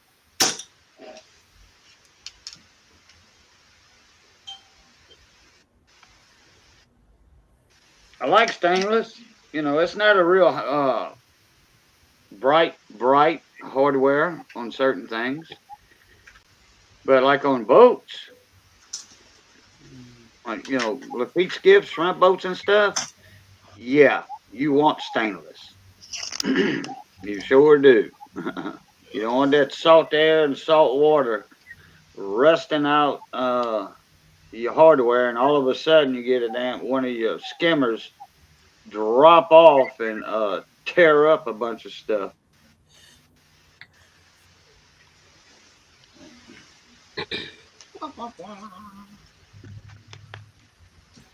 And you still got to check your stainless hardware though, because the connection between your aluminum rigging and stainless bolts, stainless and aluminum do not get along together in salt water. Nope.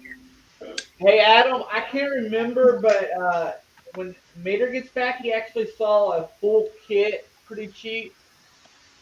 That's the kit we're looking at, maybe going to if there's enough time and budget to go to it. We thought about going to that. Especially since the other Adam, Tampa Boy Custom, said what he said yesterday on how the Florida boys are coming to Texas and they're going to beat us all as Texas boys. So that's got me like, man, got to build this bike now. Can't take Oh, that. so the other Adam is going up there this coming race? Some of his people he raced with. He said they got methane bikes. And I said, are you sure it's methane or whatever, or methanol, or are you sure that it ain't crystal meth? It is Florida.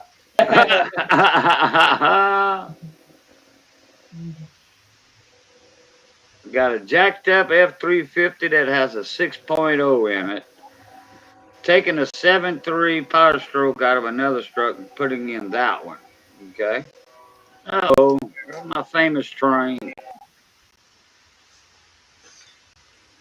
Okay, small town Adam, I appreciate it.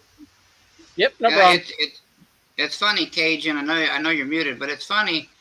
When I was at your house, the trains didn't seem that loud, but on YouTube and them speakers, it's a lot louder than what it seems at your house. It's kind of weird how that works. You know what I've been wondering all night long? Which speakers? If y'all been able to hear a little helicopter? Any speakers that I use, like I'm using these right now. Oh, I got Or you. if I use headphones or anything, it's a lot louder than actually being at your house. Yeah, but it depends on the engines that come through that are pulling the loads. Yeah. Sometimes. If y'all didn't hear these helicopters, man, some of those helicopters tonight kind of shook this building some. What'd you say, Brandon? That them horns are still blowing in the background. I said I'm amazed if y'all didn't hear those helicopters tonight here. One of them almost shook the shop. The shop was shaking a little. We're doing some kind of military training because I've seen like 7 Chinooks yesterday flying in formation.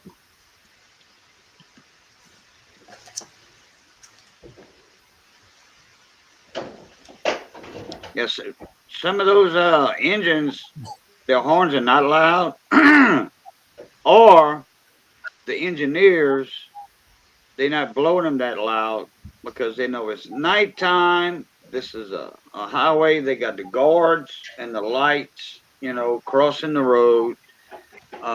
They know people are trying to sleep.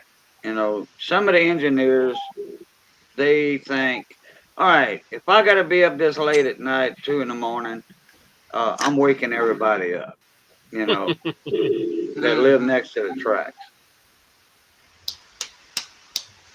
And I'm like, what, 800 feet away from the tracks? Something like that? Block and a half? Yeah, something like that or less. Yeah, 600 to 800 feet. Yeah. One of the places I lived, right directly in front of us was the track. Bam.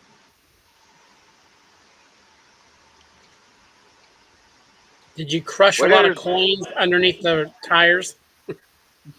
underneath the wheels? No, I haven't. I haven't done that since I was probably like 9 years old. We got track cops that actually are railroad cops that actually ride around the track areas. Oh yeah, railroad police. Yeah, railroad. Yeah, yeah. Every now and then we see the Union Pacific enforcement in town. They have their trucks. It's like a 3/4 ton truck, and they have the wheels that electric over hydraulic, and Yep. they get on the track, and then they pick up the truck. You know, Yeah. well, actually they lower the wheels. The track wheels, and then the rubber. They just pick it up a little bit, just enough for the rubber to grab the tracks. Mm-hmm.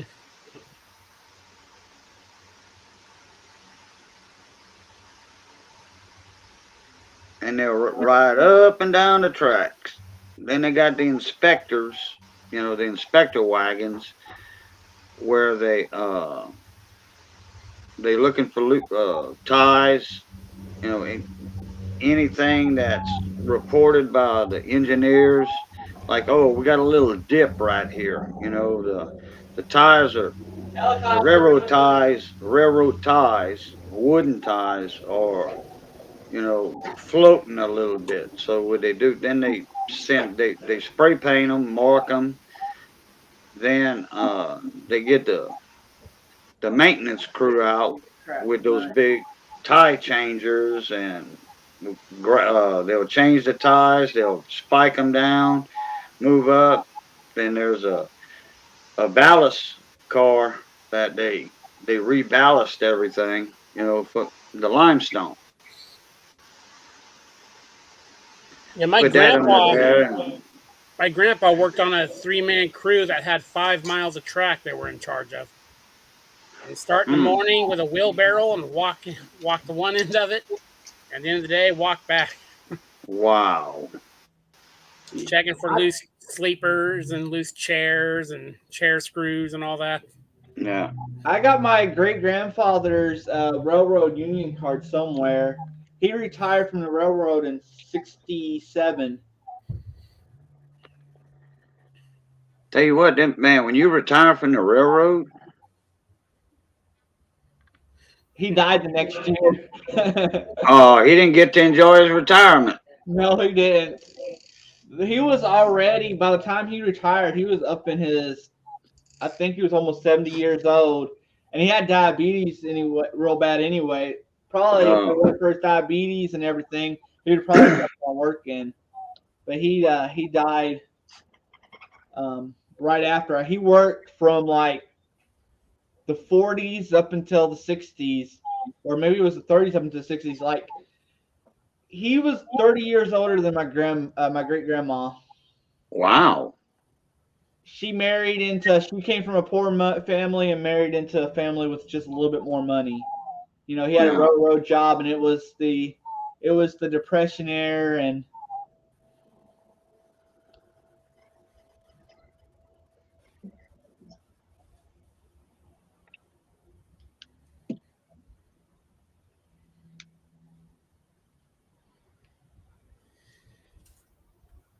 So which track y'all racing at next month? The one right by Mater's house? yeah, both of them is actually close to Mater. Oh, okay. One's Texplex, which is an off-road track, which is the big one, and we'll be racing 3 hours there off-road track. That one we're gonna fill the next day. We're probably gonna fill that for a week after that. 3 hours of riding off-road with bare minimum suspension.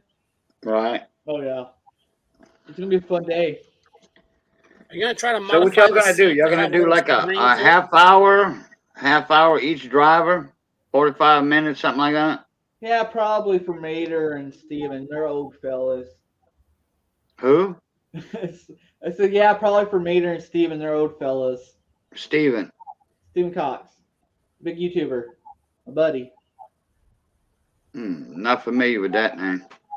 Look him up. I know him. He has a channel. It's like almost 300,000 subscribers. His famous video was Wait, what's his last name? Cox, C-O-X. Oh, Stephen Cox. Yeah. Yeah, I know Steve. Yeah. I thought you said Devin Dulock.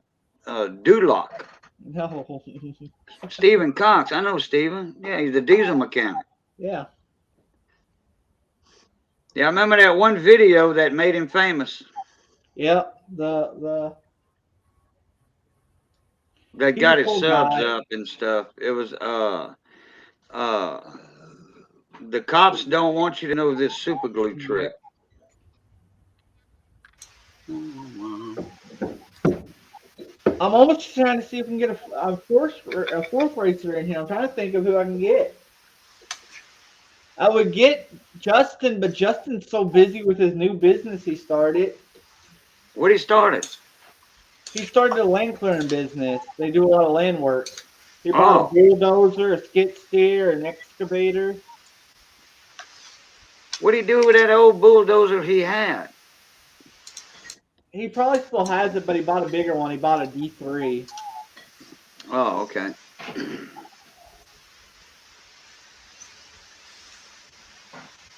I haven't talked to him. I probably should call him tomorrow. I haven't talked to him in a while. Roger keeps up with him more than I do.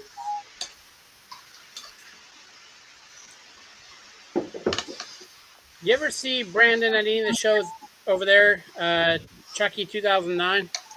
Yep, that's Steven's buddy. Yeah. That's Oh, how I Chucky? know Steven from. Yeah. Yeah, Chucky.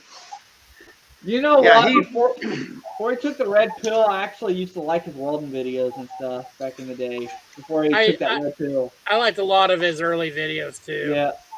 What was up with Chucky about 4 or 5 years ago? He took a little break from YouTube. Somebody was like, "Man, where the hell is Chucky?" and all this. Well, it wasn't a break. I think YouTube made him take a break. Yeah, exactly. Oh. That's why I said he took a red pill. Oh boy, here's trouble in the basement. I'm not I like getting his the early red videos. pill. He would build anything, no matter what anyone said. You know. Yeah. I'm not getting the red pill punchline. Okay, so you know the guy who shot up the New Zealand mosque? Oh yeah, that's one where he was live on Facebook when he did that. He was live. He did it on YouTube too. He read the book that the guy wrote. And YouTube frowned on that. Yeah, and he did some other weird videos too after that. Yeah, he took the red pill. Well, I missed something there. We're talking about Chucky 2009. a YouTube channel. Right. But I used to love his welding videos. Man, he got so much hate, but his channel was huge. I mean, I don't know how you can have a huge channel like that and then just want to take the red pill. Maybe he was just tired of YouTube. Maybe he was just tired of doing the YouTube thing. He was doing it forever. Yeah. Like since he was in high school, I think. I think he was in high school when he started that channel. Yeah, he was. Yeah, I'm still not getting the punchline on the red pill though. It's just like made a few He's just old videos and that doesn't wasn't understand YouTube things. friendly and got kicked out. That's what taking a red pill means. Okay.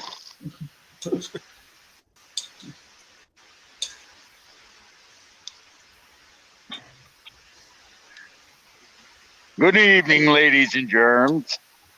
What's You up, are the Brandon? next contestant on The Price is Wrong. Mr. Briggs, it must be your bedtime. You came up on the panel. Hey. Hey, BS.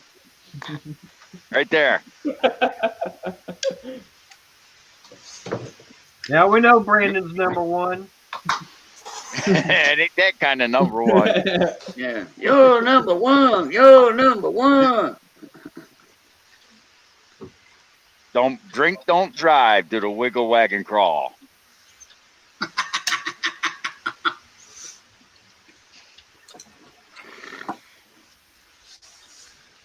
Some money. Before I know I didn't get a chance because I had to go get something to drink. So, how many of those 3 packs of the Carson City GCA should I have bought from that guy for $2,000 a piece? That was $2,000 for a set of 3. Yeah. Yeah. I would have bought 2.5 sets before I paid that much money. Yeah, 'cause like I said, that's why I said, I was texting you all that, and it was like, really, it was like, I remember what Money was telling me on that. I'm going, and this guy wants this amount? You gotta be kidding. Mm-hmm. Yeah. So what was even like the guy, one of the other coin dealers there, he had a stack of GSAs. I mean, he had a stack of them, but there's a reason he still had a stack of them. He's asking, the lowest one that he had was $700. I said, okay, you just have the I really don't want to sell it price. I come to show it off, is what you got going on. That's what you got here. I got it. So basically, it's kind of like that $100 bill. If I say price tag $2 million. Yeah, that means you don't want to sell it. Hey, Cars, Mater. people are doing that with everything now. Cars, bikes, lawnmowers, motorcycles, you name it. All right. Adam brought up a good topic. It's the next stage of the build, different pistons and different heads. It's more, I think, like stage 2. I think it's more you remove the governor and you upgrade the rod and the flywheel, and you can go to a different style carburetor too. You can go to a slide carburetor, I think. McCooney. I'll tell you what, if you want to go down in population on the CC Morgans, okay, 1885. Okay, they only made 228,000 of them. That's it. 228,000. That's 6 times less than the 1883. Hey, Juan, I got your seasoning. Still in the shop.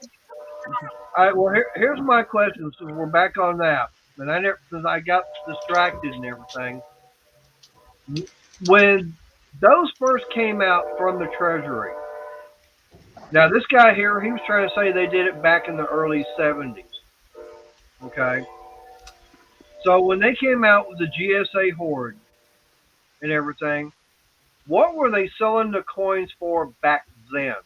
It was a bid. You sent your bid in with a form. I'm out, guys. What? I'm out. You out? Yeah, I gotta work tomorrow. Okay. You're not the only one, Brandon. If All I right, don't, Brandon, if I take don't it get easy, that buddy. stuff done tomorrow, I can't get this stuff done. So You All got right. the stamina of a 90-year-old man, I swear. you gotta go to bed early, wake up early. No, you do. What are you I talking know. about? I'm up. I sleep about 4 hours a day. I like to sleep. Well, no, I have other stuff to do business wise before I go to bed. You know, read emails. Uh-oh. Juan's got something for you, Brandon. Okay, here we go. I'll hold my bottle of adobo. All right, so basically you had to put a bid in on for the Why is that, GSA. Ron? Why is that? Yeah. You put a bid. They had the lowest bids there. You could put that or a dollar higher or whatever. It didn't matter what. You still got your coins because they had so many of them. And like each year, say if you wanted 3 or 4 of this year, 3 or 4 of this year, you filled out that form, with the years and all, Right. and you sent in the money. So what? And if you like I didn't said- get one, they sent your money back. all right. So like I said, what was the average price of what they were selling for back then?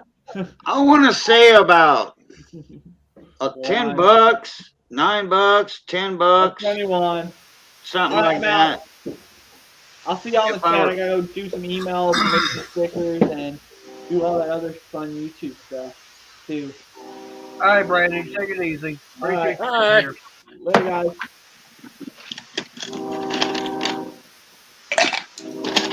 If I remember right, it was somewhere like in the $10 ranges. Some of them were more, some of them were less. Uh-oh, Money's got something to show. Okay, so your 78cc. This was your original mintage. This is your GSAs. Okay, so 60,993 and 78. Only 4,179. I'm just talking GSAs now. 80 is 131,000. 81 is 147. Now, 82, 83, and 84. 605, 755, 962.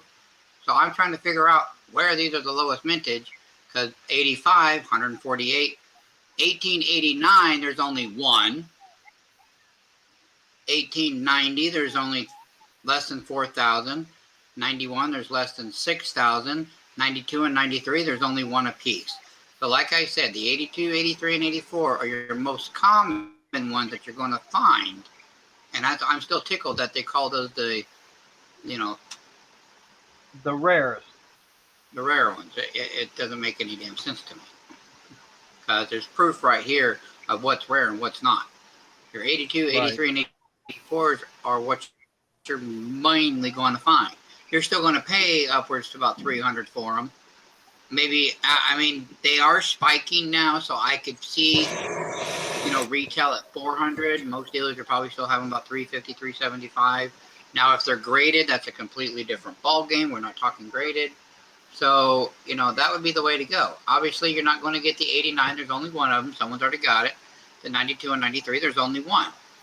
Probably not going to get the 79, the 91, or the 90 because there's less than 5,000, 4,000, 6,000, So you're probably going to get 80. Your 80 to 85s are where you're going to find most of your GSAs. They have a 78cc first year. There's less than 61,000. I have seen one. There's a reason I don't own it, because the one that I saw was graded MS64, and he was asking $3,700 for it. So, And you didn't have the money. well, yeah, I was raising 2 kids at the time, and I was broker than broke.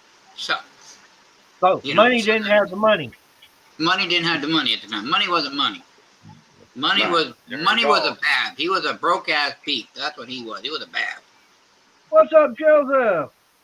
So anyway, Joseph that's Burgess. That's what you're looking at. You know, you go from 78 to 85, then you skip to 89, 90, 91, 92, and 93. So 86, 87, and 88. If you ever find a Carson City in 86, 87, and 88, it's automatically fake. Right. So why did they stop in those 3 years?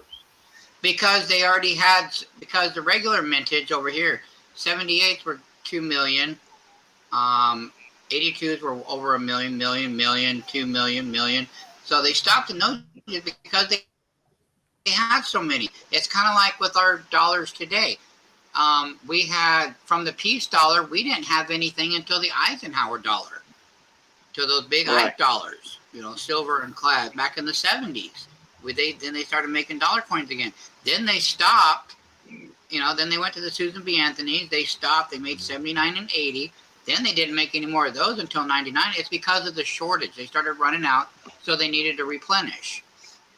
Now what they're doing with the dollar coins, they're just making innovation dollar or stuff like that, but they're making a lower mintage than they normally would. So that's why they're making one, you know, or two every year, or 3 or 4, what they're doing. Because they're not making, you know, 30 million of them. They're making like 12 million of them. So that way they can keep coming out with them, because they've learned that people like to collect them. So if they keep the mintage more down, they can stay within their governmental budget. So like the presidential dollar coins, they don't make that many of those. Right. Yeah. Now you're into innovation dollars, and now this year we're starting with they're doing the quarters and the dollars, where they're doing the I think they're doing the Native American, or they're in the middle of the Native American series of the dollar coin, and then the quarters are going to start the famous women of the U.S. like Rosa Parks, Martha Washington, you know, different stuff like that. They're going to be on quarters. They've even made when they made the presidential dollars, they even made the first ladies, but you don't never hear talk about the first lady dollar coins, because they didn't make that many, and so they weren't really circulated. You have to kind of go look for those. Right. And so that's why from 85 to 89, those 3 years, the 86, 87, they didn't make any back then because they didn't need to. It's just kind of like our paper money. You go from 1953 on your silver search or whatever, or your red seals, to 57. Then you skip all the way to 63, because there's certain years that they don't have to mint anything because there's enough out there in circulation. Kind of like our bills today. Most of everybody in their pockets got $1 bills. They're either more than likely 2013 or 2017, because they made a bunch in 2013, then they stopped making $1 bills until 2017. Now they're just now starting to make $1 bills again. And I think it was either 2020 or 2021, they're making the $1 bills again. Okay. So it's because they skipped a few years, because they don't always have to make things in it, because it costs the government money every time they do it. And so it's a budgeting thing is what it is, what it boils down to. Got Missy in the house. All right, Gary, you take it easy. All right, Gary. We'll get there. We'll get rid of that. You can take that off before we move it. Miss Missy. Hello, hello. Okay. I got some I can show, but I don't know how well it's going to show and how well y'all can read it. So what I'm going to do is I'm going to send a link. I'm just going to put the link in the chat. And it gives all that information we were talking about, the years they did it, how they did it. All right. And this is in a coin community. Okay, it's a forum. Coin forum. Right.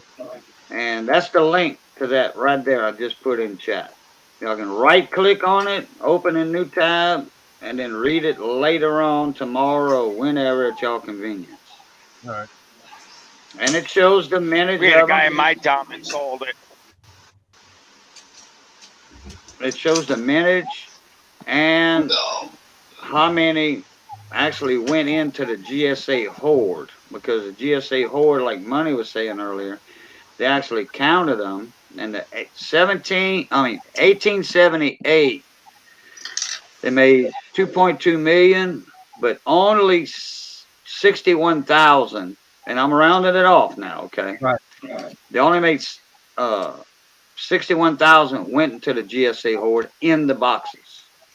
And it explains about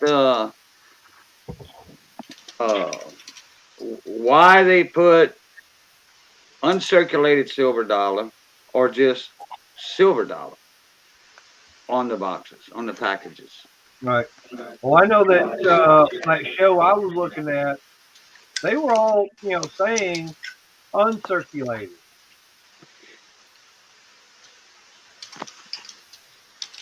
And like I said, that one that That's I what they found, were showing. That's what they were right, showing. The ones that were labeled uncirculated. Remember what I was saying earlier? Because they were toned. People call it tarnish, like a silver right, spoon. You get your discoloration, your right, toning. People use silver polish. Well, on coins, you don't do that. So, but actually, they have, like what I was saying earlier, and I just spotted it in that comment, that the start of that thread. There were a few of them, MS 68. Remember I was saying earlier, 67, 68. There were a few of them in MS 68 condition from the ones that just said silver dollar right. instead of uncirculated. Because they had eye appeal. You see, grading Morgans goes by eye appeal also. And if the toning on there is what you like or whatever, I mean, it has eye appeal. And an MS68 Morgan, CC, you look that up in a gray sheet. Wow, like for a $11 or $12 investment? Hello.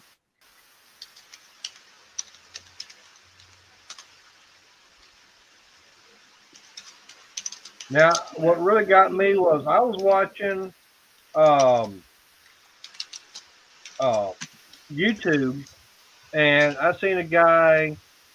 I can't remember the channel name, but he was talking about some of the new coins. The pennies and everything that have got errors on them, Oh, yeah.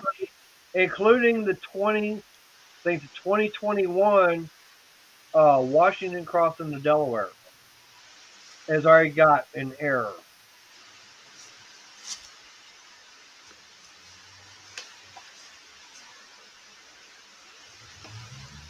I was like, oh, okay. Oh, yeah. All of them just about all of them got errors. Every year, I mean, has errors. Right.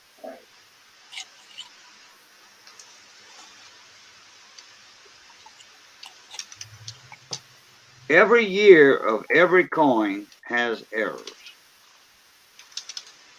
Minor, major, medium, blah, blah, blah. Oh, it's impossible to make every one of them perfect. Right. Okay. I might get Money's attention on this. 1878 CC, 1879 S, 1880 O, 1881, 1882 O, 1883 O, 1884, 1885 O on Morgan. Okay. Well, you caught my attention on the 1878 CC. Yep. Okay. I don't know what condition it's in, but in G4, about $100. It's listing 123 in CoinBook USA, so I'm going to say $100. Okay. That's in G4. But you get up into MS65, MS66, you're looking at a lot more. A lot more. So is any of the Confederate money worth anything? Any of it? Confederate Yes. money? Yes. Yeah. Yes. Confederate dollar bills and such. Yeah. Fractionals, Confederate. It does depend on Yeah. if it's first issue, second, third, fourth. You know, and your fractionals. It depends on the years. It depends on from what states. But yes, Condition. condition is a big factor as well. But even in stuff that's just circulated, it's still money. Because my father had a whole box of it, of Confederate money of different shape, of denominations and coins and everything. Right. Yeah, I remember you was going through your dad's stuff. And you said he has 3 1937 Buffalo nickels, 3-legged. Yep. Did you ever come across those again? They're still in the safety deposit box at the bank. I haven't had a chance to do anything. Everything's been nutty the last couple of months. Okay. But I'm working on it. I took the Boy Scout knife down today and had it appraised, and the guy offered me $30 for it, and I started laughing at him.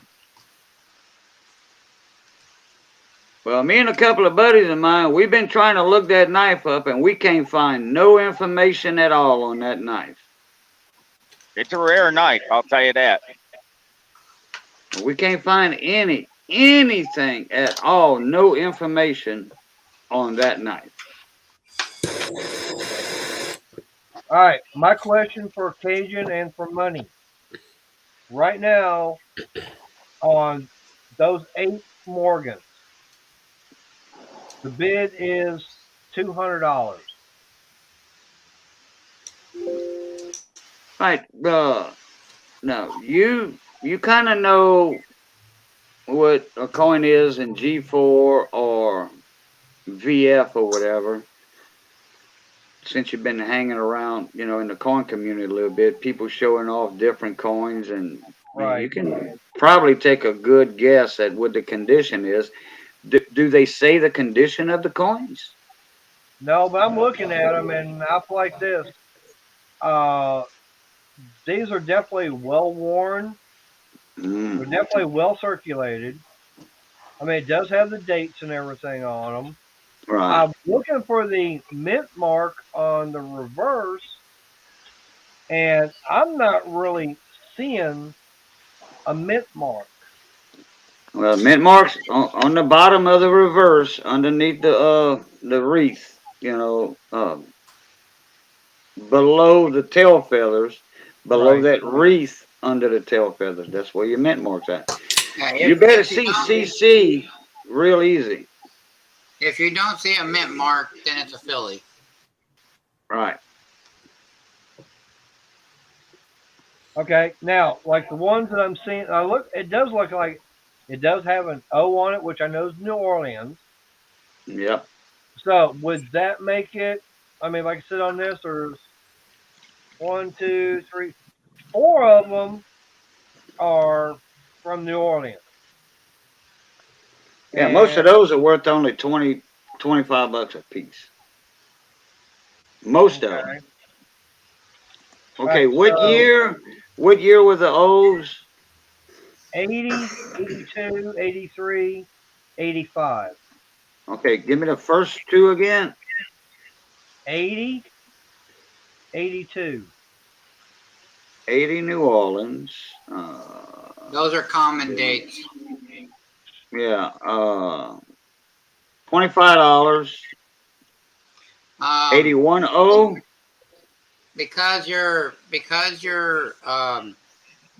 where I would buy them from a wholesaler in the condition you just explained, I would buy them at about 25, 26 a piece, and I'd probably sell them for about 30. Yeah. Yeah.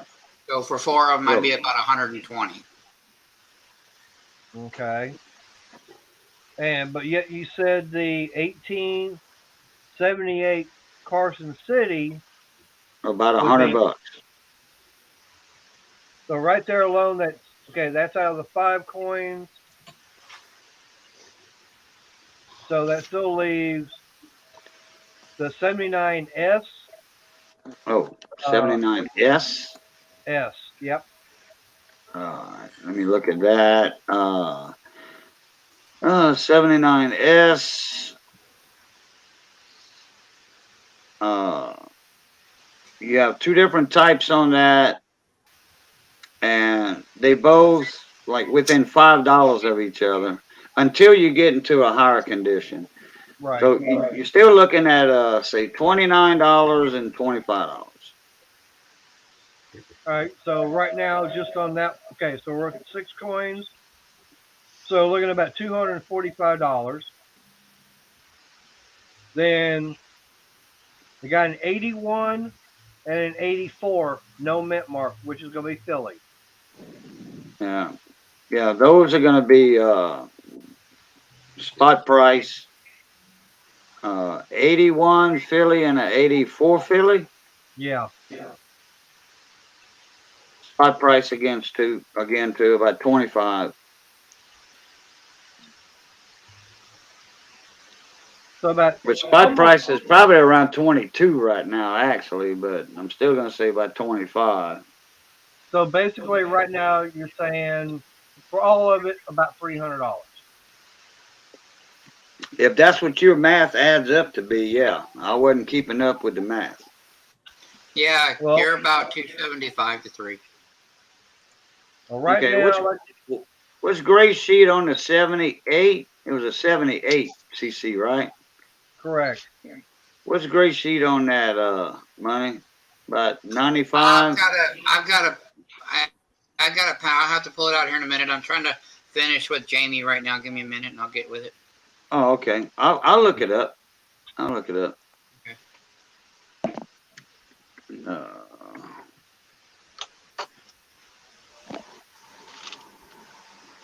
So I mean, right now, like I said, bids at 200. So yeah, y'all saying, everything right now it's at Minute, please.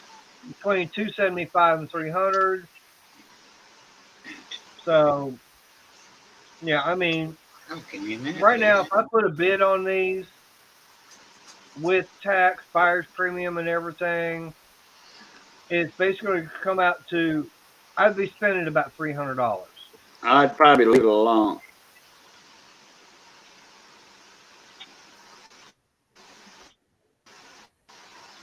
Yeah, but I mean, value on them is going to go up in the future. Well, Sounds like you'd wait a while for the value to go up. You would.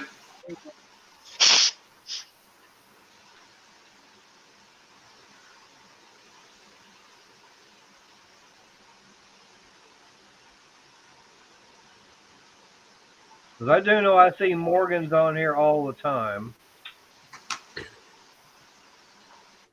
Let me see what they got on this one.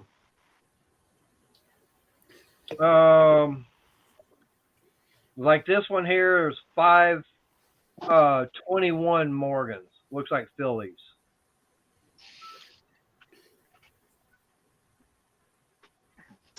Okay, Jamie, I sent the invoice. Let me know if you got it. I want to make sure I sent it to the right person.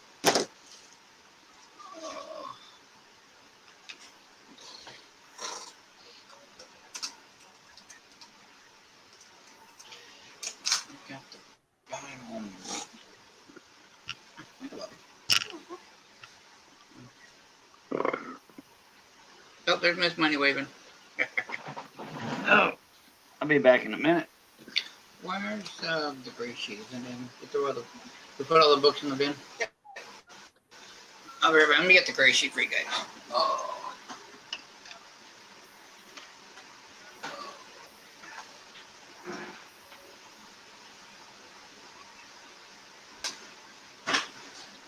All right, I'm looking at other Morgans, and they got 1881 on here S. So I have a question. And This is actually work related, so you don't have to read this. I can't tell if that's a mint error on it or not. Eve. because there is a complete circle Cardboard and everything, and it kind of folded the paper money a little bit. on front and back of it. I don't know anything about coins. I have nothing to add to this conversation. Okay, so what okay, so the prices I'm going to give you guys is what like a dealer would buy them from you. Okay, this like, you know, if you brought them to my table, this is what I would offer you, kind of thing. This isn't retail. Obviously, we're going to sell it for a little more than that. So your first one was 1878 Carson Yep. City. Okay, so what condition would you put it in? VF, XF, better, worse? I wouldn't even put a VF on it. I mean, So, and the gray sheet, if it's, we're going to just call it a fine, they have it at 102. So I would, like Cajun said, I would offer you $100. okay. That's, you know, that's what a dealer would offer you, the $100 on it. And you said it was I remember an 85.0. An 85.0 and VF is 27. An 84.0 is 27. An 83.0 is 27. 82.0 is 30. No, I'm just in VF 20. It could be better or worse than that. 81.0 is 30. 80.0 is 30. Yeah, it's when your old mint marks really start moving in the 90s. It's Oh yeah, a lot of your silver. Silver is 23.39 right now. I was close when I said 23. right. So I mean, Right. being at $300, that's where I would be at it, but I wouldn't be at it with the bid. That's what I would offer somebody for all those coins. And honestly, I'd probably, out of all of them, out of all the coins that we mentioned, I would probably make a $75 profit out of all of them. And that would probably take me about 2 to 3 months to do. So if someone brought it to my table, yeah, I would buy them. I wouldn't be jumping up and down to joy for buying them, but I would still buy them. Right. Now, Kinda thing. I'm looking at a lot of 7 of them. There's no C's. Oh, man. No CCs. Okay. But Okay. I'm looking at one on here, and it's 1881, and it looks like, to me, it might have a mint error. Because right on the face, going like from the nose all the way back to right behind the ear, there is a perfect circle stamped. And it's obverse and reverse. Okay, so that would be a VAM. I don't know what kind of VAM that would be. Without looking at it, I can't 100% say what that would be a VAM if it was. And that could also be a damaged coin. You got to be careful with those because back then, you know, guys crimped them in their pockets, stuff like that. They were pocket coins, things of that nature. So that could be post-mint damage. And if it's post-mint damage, it's a damaged coin, and it's at that point it's worth melt. You got to be careful with those. Yep.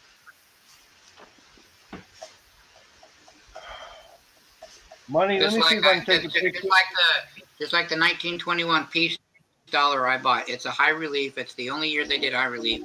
There's a few known in 22, but other than that, no. 21s are the ones that everybody wants. I bought it from this guy. It was polished, clean. I mean, this thing looked like you dipped it in bleach and scrubbed the piss out of it. You know, polished. And I sold it. As soon as I got it, I resold it. Made a little money off of it because I added some other coins with it, and I think I made $5 on that coin. But I knew I could do that real quick, and so it was worth it to me just to grab it and get rid of it real quick. So I was okay with it. I hear a money's train. I mean, Mater's train. Yeah. Ain't my train. I'm gonna say, I ain't got no choo-choo. Ain't no choo-choo in there. They don't like me. Choo-choo don't like me. And it's kind of funny how you were just talking about the GSA hordes. Look here in the gray sheet. Hang on. These people are buying these right now. So your flower collectibles are buying these. 1878 boxing card, 585. See your 82, your 83, and your 84s. They're buying them for 250. You know, your 90 to 91s they're buying them for over $2,000. So you know that's what they're offering. Now I can already tell you when they're buying them at 250, they're selling them for 400, without a doubt. There you go, Maynard. Eggnog. Yeah. No, there's only one problem. You got no rum in it. Yeah, I was fixing to say you ain't got the good stuff in it. Oh, I got good eggnog. It's good to me.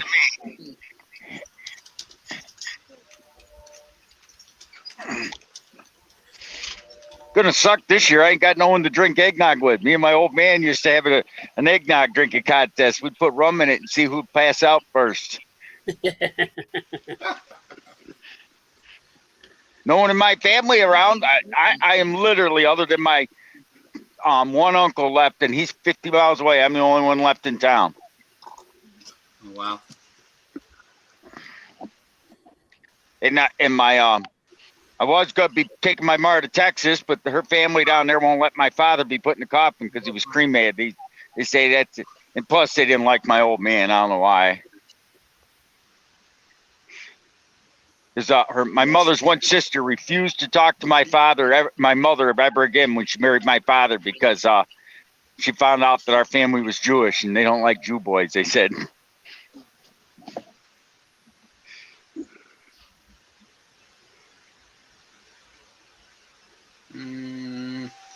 I think I wrote it right. I don't want to put it out on the screen.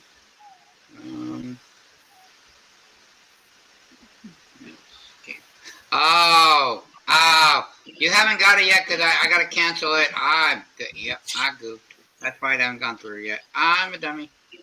I did it. Hang on. I'll get it to you in a minute, Princess Jamie. Oh my God, I can't believe I did that. I can read. I promise. Oh, it's been a long day. All right, Money, I sent you those two pictures. Huh? Oh, you I sent me a sent you picture? I sent you the pictures of those coins.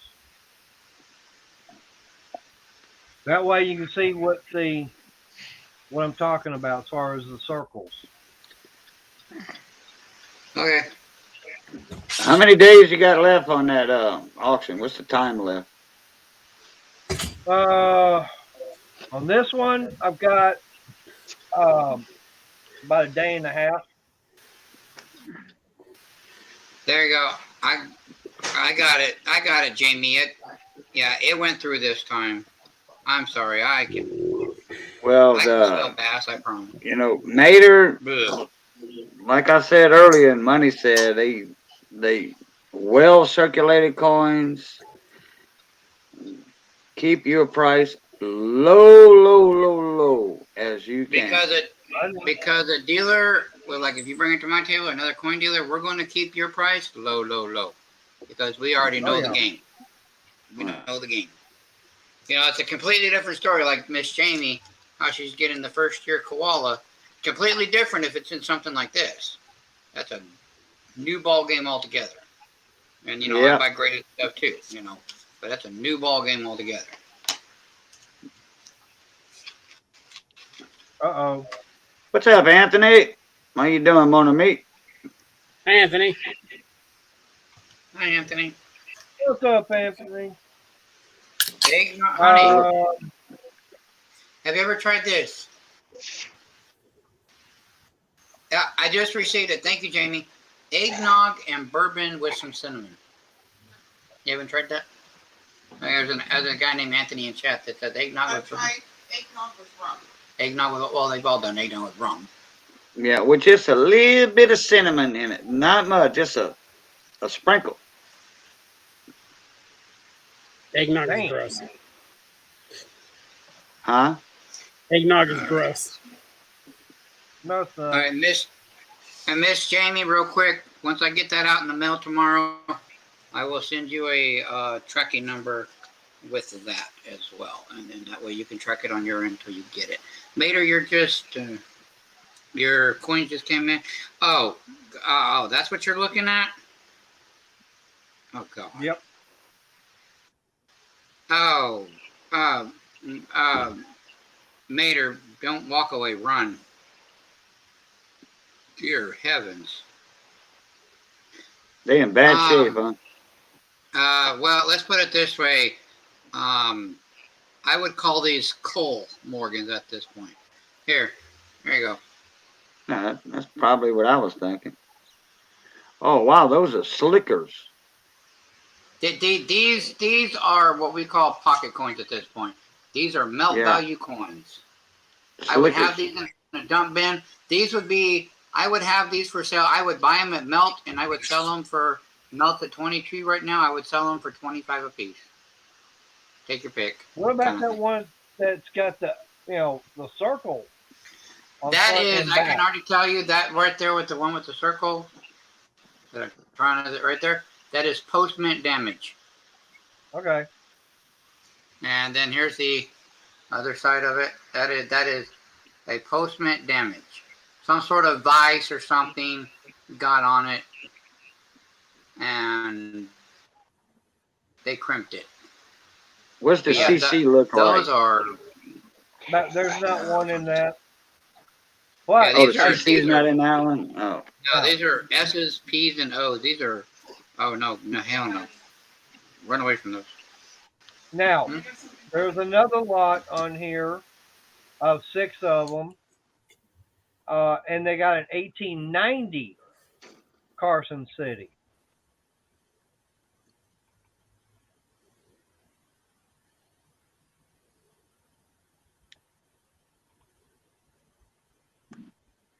So.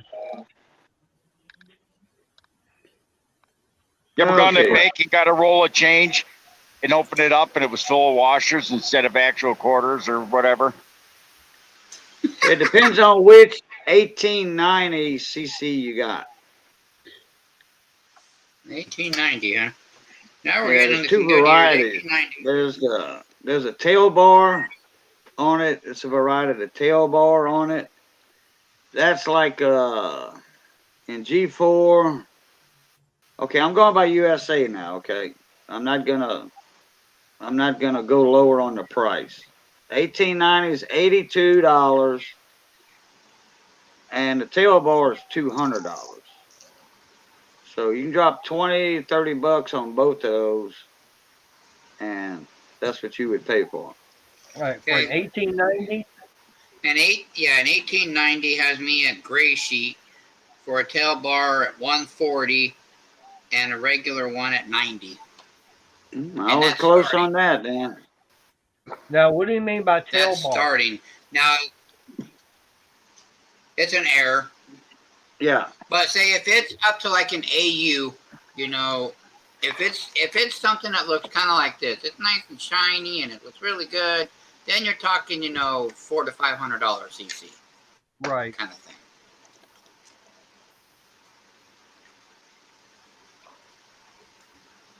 Well, these here I'm looking at, yeah, they're about like condition like what showing the picture you saw the other, but the 1890 got a lot more detail in it than these other 5. Because it's a lot of 5. The high point on a Morgan, on the obverse, the head of the coin, the high points are the hair above the ear, the hairlines. Right. If you have distinctive hairlines right there, then you getting up into the higher grades. Right. Very fine, extremely fine, XF, AU, something like that. Without a lot of damage, back damage. Right. Yeah, Morgans are very collectible, but they're also very tough if you don't know what you're doing when you first get started with them. Um, my best advice for people if they want to get into Morgans and they go and they see some in flips or 2x2s with staples around them, try to stick with. It doesn't have to be an MS, so try to stick with an XF to AU.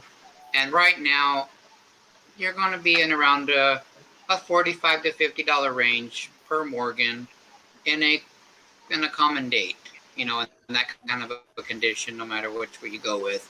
Now, when you start getting into key dates, then that gets a little bit more of a hairy situation. But your normal run of the mills, 45 all day long is a nice price for a decent Morgan, any day of the week. Right. Long story short. Okay, Mater, look at the reverse on that 1890. Hang on, I'm on a different one right now. I'm I mean, gonna tell you where the tail bore's at on it. well, the one I'm looking at right now, all 5 of these are 1921s, and there's a 121S, 121O, and the other 3 are 21 Phillies. Are they circulated? Oh yeah. Then look, those are the most common Morgans they have. 21. That's the most common. They made millions and millions and millions of those things. Okay. $25 a piece, and that's it. Because the price doesn't start going up until you get into the very fines. Right. Or a grade above. Well, like I said, there's a whole bunch on here, and from what I'm seeing as far as pricing on them, I mean they're basically going for about like what y'all said as far as price Well, wise. the 321s, the set, Philly, San Francisco, and New Orleans. Or Philly, Philly, San Francisco, New Orleans. If they want more than $75, bye bye. Right. Don't look. For that one, the bid's at $125. No. Unless it's in some higher grades like AU or XF40 or what have you. I almost wouldn't get it unless it was already graded at that price. Yeah. Yeah, because the 21 slab, they not a lot of money neither at a 63, 64. Now here's one I haven't seen before. It says Certificate of Authenticity, world's smallest gold coin. That must be a gram. JFK Liberia, $25 gold coin. Oh, no, I wouldn't mess with it. I wouldn't mess with Liberia. I would mess with the 1 gram pandas, the 1 gram koalas, kookaburras. I would mess with stuff like that. But when you get into the foreign gold and everything, that's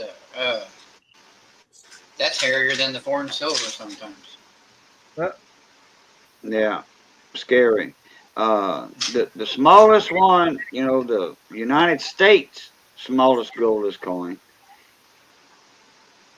if it's authenticated, like in a slab, NGC or Annex or whatever, that would be your dollar gold coin, and those are small. But you got to remember now, people way back then they carried a money purse with them. Right. You know, a little snap open money purse. Even the men, they carried that in their vest pockets or whatever. And because you put a little bitty fingernail size coin in your pocket, you pull out some other change or a bill or something, that gold coin's going to fall on the floor. And if you got good eyes, you'll see it. But a whole lot of places, pants, way back then, they only had front pockets. Yeah. They didn't have no back pockets way back then. All right. Now, what about like a peace dollar? Well, it depends, just like the Peace Morgan. dollars. Well, yes and no. Your peace dollars are pretty. There's 2 key dates and there's 1 semi key date. Other than that, and nobody really wants peace dollars. I mean, I could have a bucket full of them, and they're just not popular with coin people right now. Your 21s people want, your 28s they want, and then your 34 S's. Those are the ones that people. Were you on the panel later when Power Stroke Jude, when we found that 28 in his stash? Peace dollar? No. Oh. Miss Paula was there. Miss Paula Bloom, she was there. And she was like, hey, that 28 is worth more than $35. Right. You know, I'm like, oh yeah, that's a key date right there. Yeah, your and 28 his wasn't slicker neither. His wasn't slick. It was like probably a very fine, I want to say. Yeah, your 28 is the key date for sure. Yeah, that was like a $500 coin he found in his daddy's stash or grandpa's stash. One Hey, of them. what about the Walking Liberty halves? Again, just depends on dates. You have a couple of key dates in there. You got a couple of errors. But other than that, most of them are just 90% junk silver. Yeah. It's hard to find good key date silver coins in that thing you in, Mater. For cheap, I mean. Yeah, Morgans are your big one. And then your silvers, like your first year silvers. Your Libertads are another big one if you want to get into silvers that keep a premium and go up quick, or Libertads. Your 1 ounce, your 2 ounce, your 5 ounce. I mean, those those things carry a premium from hell. I'm getting ready to buy here. I was going to get it this week, but I think I got to wait till next week. It's a slab kilo of silver. It's a panda coin, and it's a full kilo of silver, and it's got a pretty good premium on it. But he's giving me a heck of a discount because it's an MS70. I'm going to be selling that for about $1,500 once I get it. Well, I found another lot of, there's 12 Morgans, but wow, the current bid, poof, more than what I got invested in that $100 bill. I was going to say it's probably around $600-700 right now for them. No, it's less than that. Well, that's probably what it'll be by the end of it's done. Yeah, but I got 78, 79, 80, 81, 81.0, 82.0, 83.0, 84.0, 85.0, and there's 2 86s, and then there's 1 87. Okay, so those are, again, all common dates, and I'm sure they're overbidding on them. Yeah. Yes, hey, Ed, the old tech guy, there is a legit place to buy 10th Gold Eagles. Let me share the screen. I've got a few on. Let me share my screen here. Going JM Bullion, SD Bullion, Atmex. Uh-oh. Uh-oh. He hit the wrong button. He'll be back. He's like a bad penny. He'll be back.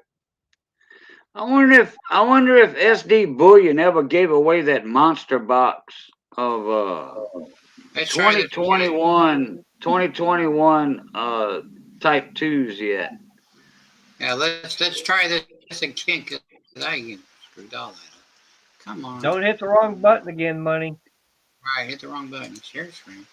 I hit the X button, not the PK anyway. That was me. Right. Shh, I hear you over there, Mater. Okay, so this one, the first one, like he was saying, is JM Bullion. We can look together, see gold, platinum, there's gold. Gold Eagles. I go with a 10, I think 10th ounce. Okay, so their 10th ounces are out of stock right now. They have a half ounce for $1,000. Let's see, quarter ounce without. All the fractional gold is pretty much going to be out of stock. If I can try to find you one, I will keep you in mind. So let's see here. Where's the next one? Yeah, they're out of stock because Christmas time is coming. Yeah. And you got to echo Money. Give me a minute. I'll work on it. Probably when I came back in. Yep, I'll that's be right exactly back. what I happened. got a fight going on out here. Oh, okay. Let's see, gold. Atmex, Edeotega, AP, MEX, SD, Bullion,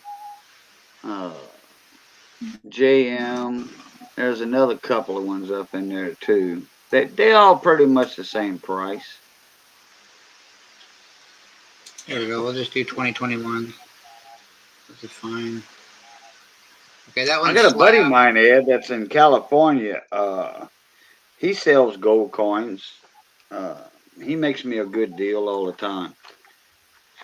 Okay, so this one's slabbed, as you can see, and now you're getting into graded stuff. If you want raw, you're looking at $339 is what they're wanting for the perfect one.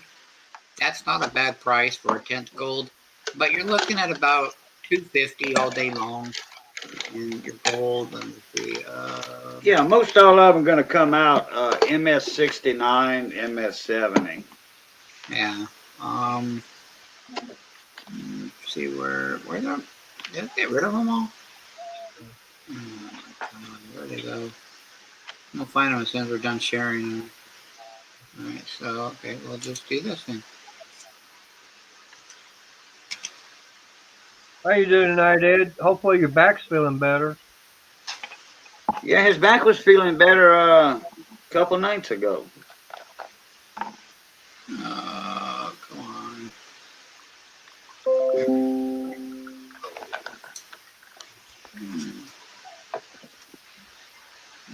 Now I got some Mercury dimes and Roosevelt dimes. Yeah, gold. Yeah, probably none with a key date though. Okay, so there you go. Okay, so you're gonna want to buy now because I can't believe these guys have some, and I might actually get a couple. 215.23. That's unheard of. And that's for a 10th ounce? 10th ounce Gold Eagle Type 2, 215.23. Add to cart. Holy what? That's not bad. Right, because I can't never get them at a wholesaler for less than $242.50. Holy crap! And that's for 2021.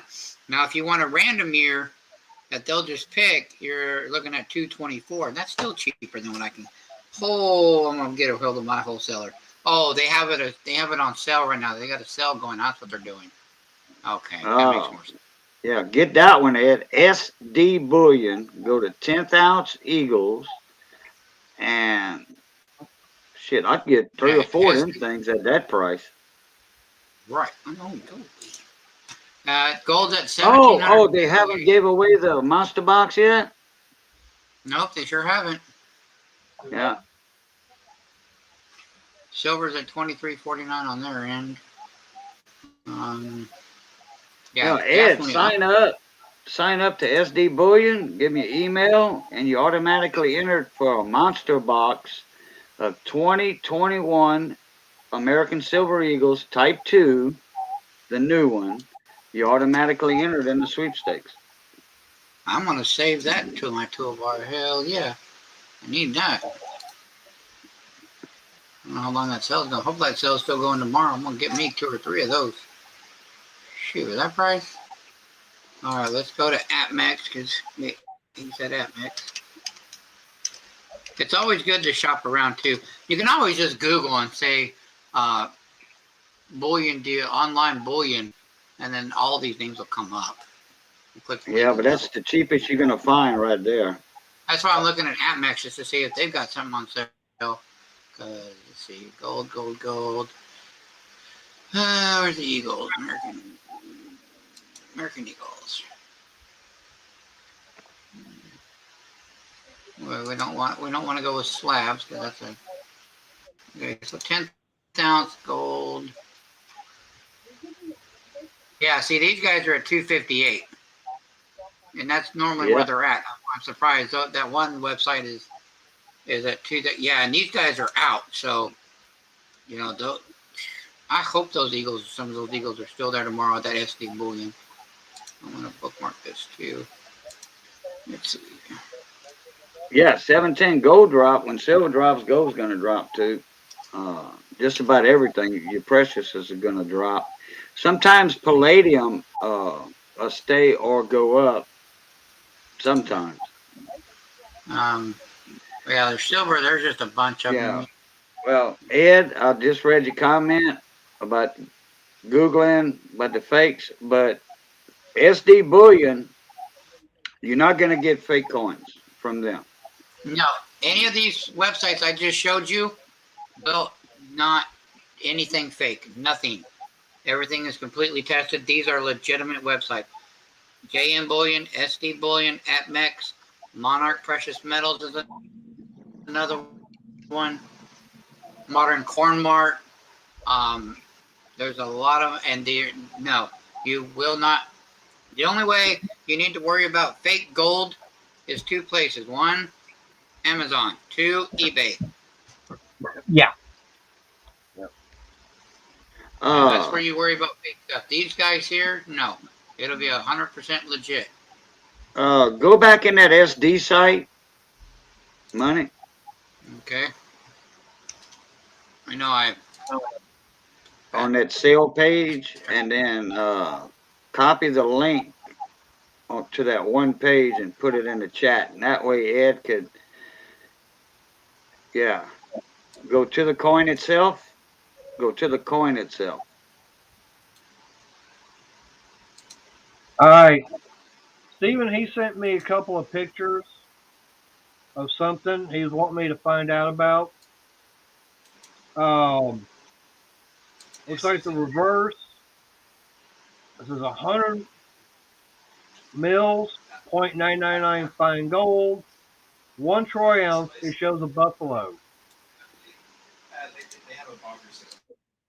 Oh, I hope that's not them things, them Buffalo 1 ounce rounds that are gold plated. No, this is rectangular. Rectangular. Yeah. You know where it's A bar. yeah, it's wider than it is tall.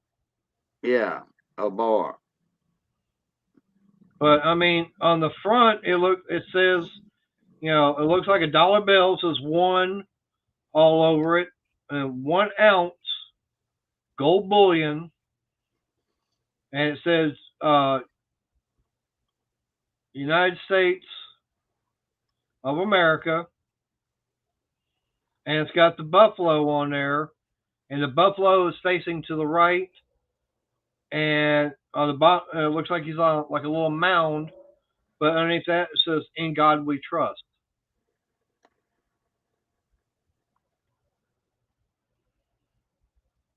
All right. So it's supposed to be 1 ounce gold bullion. Yeah, but you got to watch that sometimes. A lot of those are gold plated. Well, I know, but I'm Okay, saying is this is what Steven sent me to Right. find out because he can't send them. Correct. He can't send the Now, pictures himself. right, he Correct. can't send the pictures to y'all, so he sent them to me to find out. So Well, money is share them. Share the pictures. it's on my phone through Messenger. Oh, oh. okay, so shop around because here's Canadian maple leaves at $208, and these are 4/9 fine gold 1/10 ounce. Here's 2019 for 199, 196, but those are notify Wow. me's. They're not in stock right now. These are notify me's, but definitely shop around. Don't just stick with gold eagles. Look at your maples, your kookaburras. That's why I'm kind of looking here. Your buffaloes, your British gold coin. I'm gonna look at pandas because not too many people go after pandas. Quarter ounce.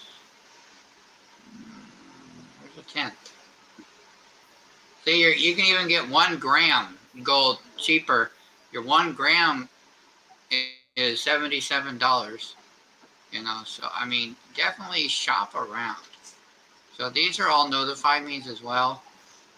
So what you're basically looking at the gold eagles, and that's a very good price for those. Um, but definitely, you know, if you want to get into gold, ooh, gold Libertads got my attention. 1/20th of an ounce, 1/10. Yeah, see, these carry a higher of a premium on them because of the Libertads is due, but that's also Oh, I something. like that. I like that proof Libertad. Wow. Yeah. Well, that's a 10th ounce for 227. That's a 20th of an ounce for 138. I mean, yeah, these are nice, but yes, definitely shop around on this site. This is the cheapest one site that I found right now. But it looks like your gold eagles are what in stock. It's what's in stock right now for your tints. Because you can add the card on these two. Everything else is notifying me. So yeah, this is going to be your best bet right here. Is your Type 2 Right. for Yeah, 215. click on that one. Click on that one.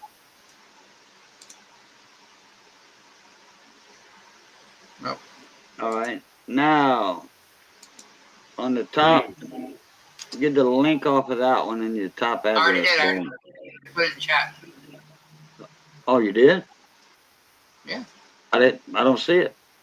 Oh, well, hang on.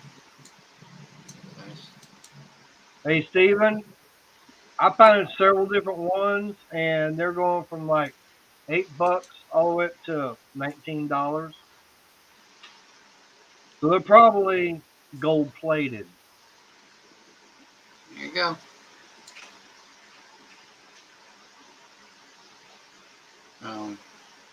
Yeah, I like Yeah, it's that. like I found it says a lot of 10 on here, 5 gram gold buffalo bullion bars, 100 mils, 0.999 fine 24K bullion, 100 39, mils.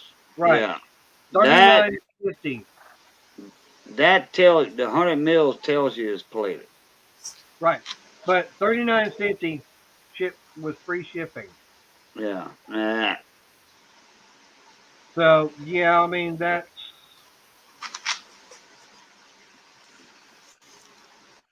one thing I was looking at on here. It says 1 ounce.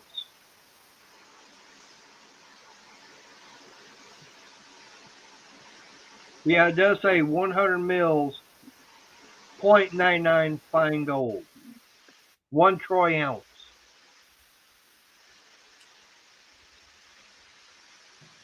So yeah, I mean you're looking at what, $8?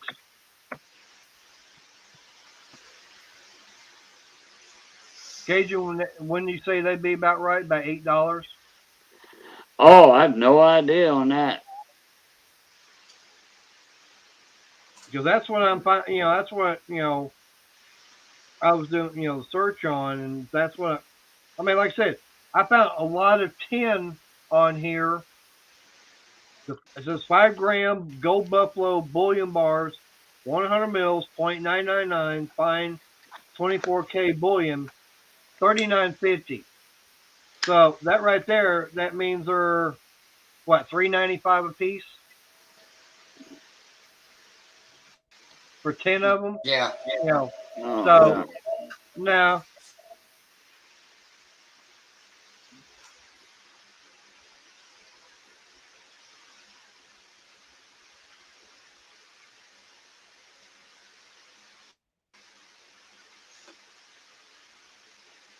Yeah, I've got a copper bar,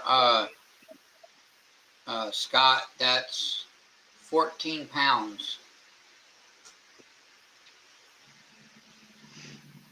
And this is on eBay, yeah. 300 a ton, and I have about 10 tons of it. Wow. Cast iron? Wow.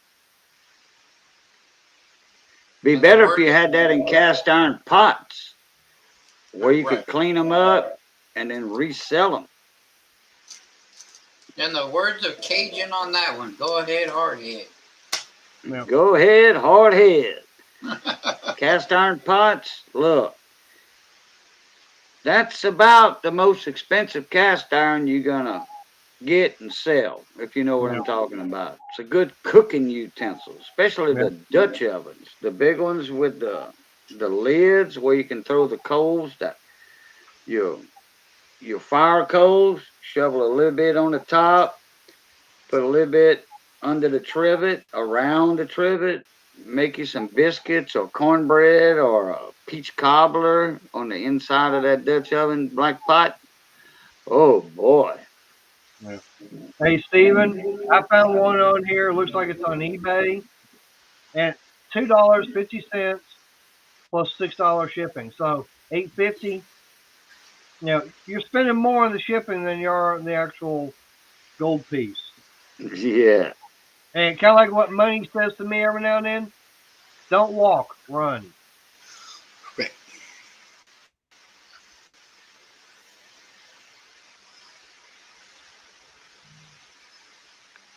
You know those what is that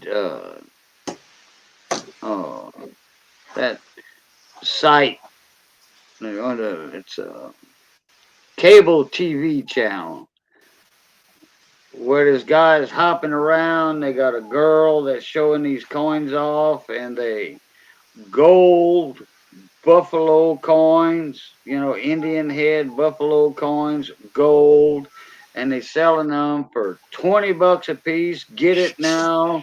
Gold is going up and all that. And all these people, grandmas and grandpas are, like, oh man, my grandkids, my grandkids are gonna love this. They're gonna have a lot of money when they get older, when they sell this stuff. Bull butter. That's them GNC or whatever. What's the name of them channels? Sometimes they sell real coins at a high price.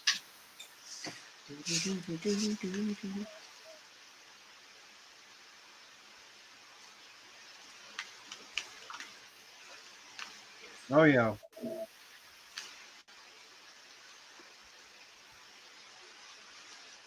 What's up, Mark C? Mark C, what's up, Mona Meat? Yep. All right. I'm going to shut this down at 10:15, which is about 16 minutes from now. All right. Well, that gives Money Maniacs time to set up a live stream. I Yep. ain't doing it. I'm getting ready to go to bed. I gotta Yeah, get up that's at 3 what I o'clock. need to do.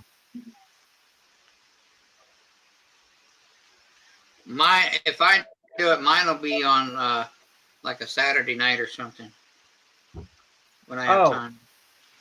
Anthony, do you have time to come up for one Magic 8-Ball question?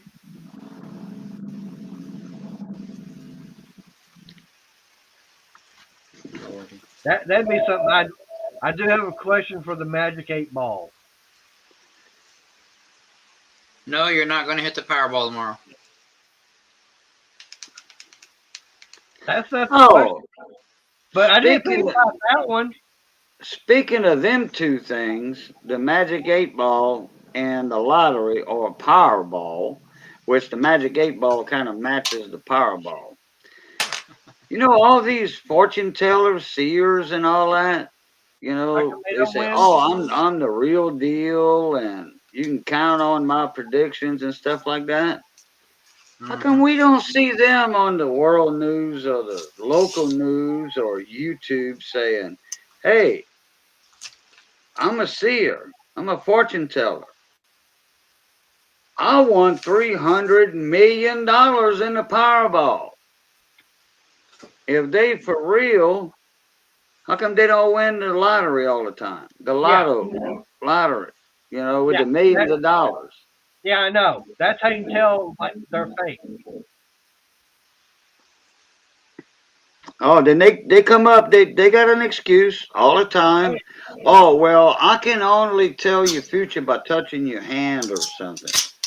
You know, yeah. I smell BS on that one. Boo BB. Boo butter.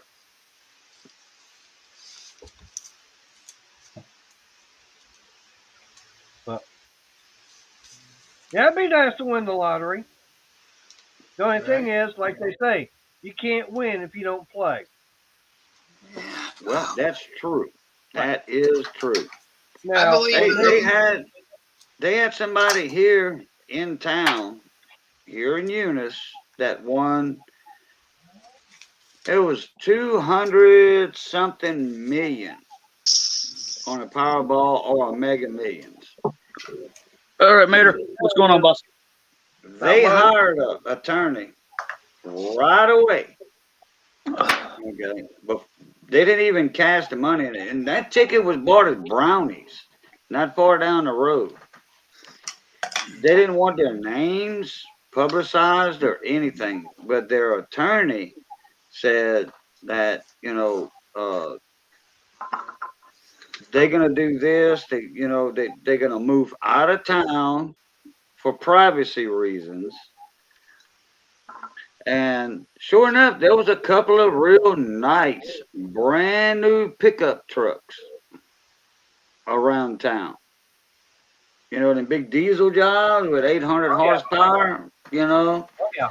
40, $50,000 trucks. Yeah, a few people know who they were. Who won it, but they moved. They moved. All right, Anthony. Yes, Are sir. you ready with the Magic 8 Ball? Yes, sir. All right. This is going out for Ed, the old tech guy. All right. Is he still in the chat? Ed, are you still in the chat? Because I'm fixing to ask the Magic 8 Ball a question dealing with you. Well, where are we going with this one? I know where it's going. Well, I'm still gonna. I don't see him answering back, so I, I'm gonna say He might just be, he hasn't commented. He might just be lurking in the background, maybe. I know where it's going. I think. Okay. Magic 8 Ball All right. is the Honda Ridgeline a truck. All right.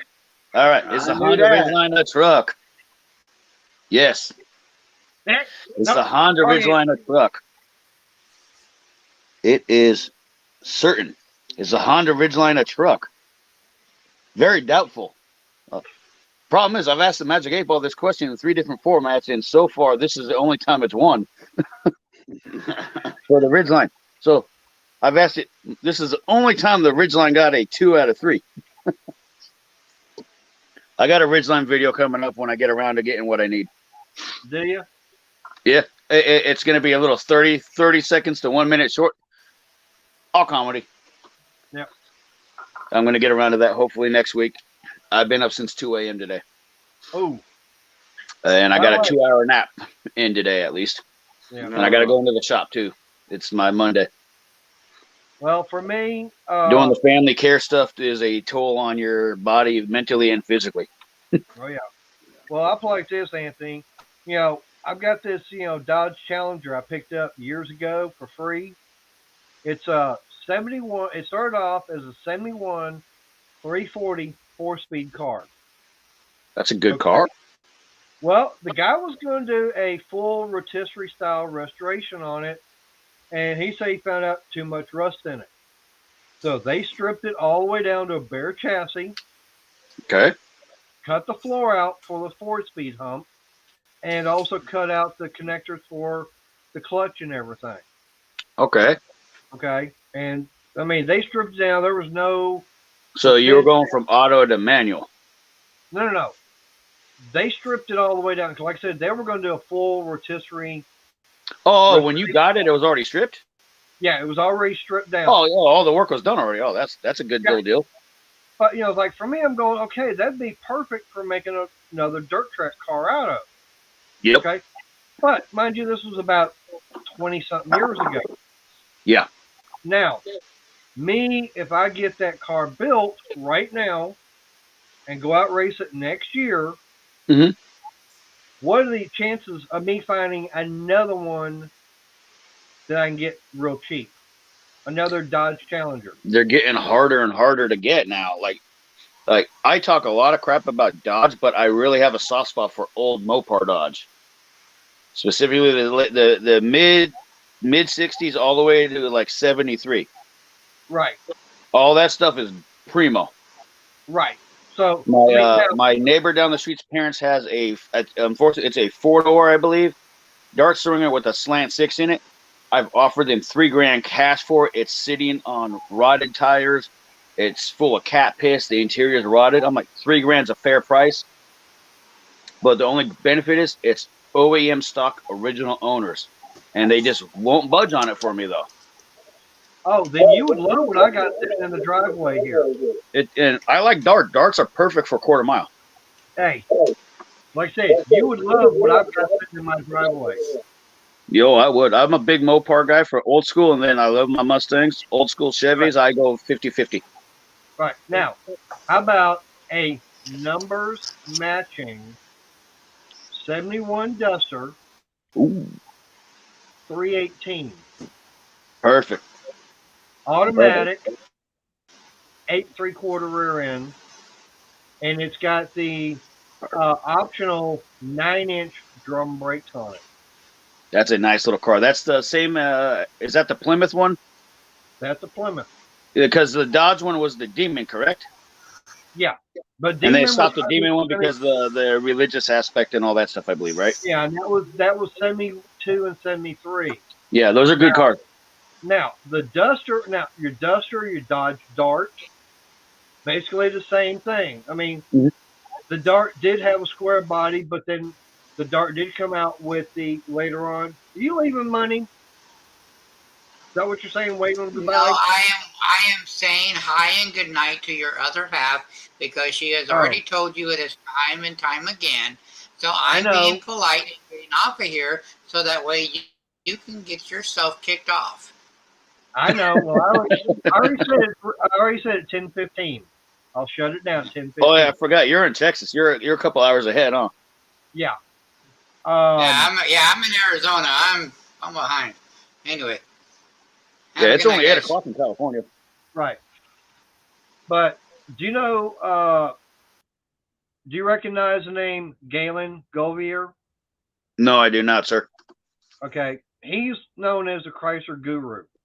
Basically, you could ask him any question about a Chrysler product, he could tell you the answer. Oh, wow. This car has been documented by him as number 15 out of 38 known to exist. Like with the serial numbers and VINs matching everything? Yep. I've got the original motor, the original transmission.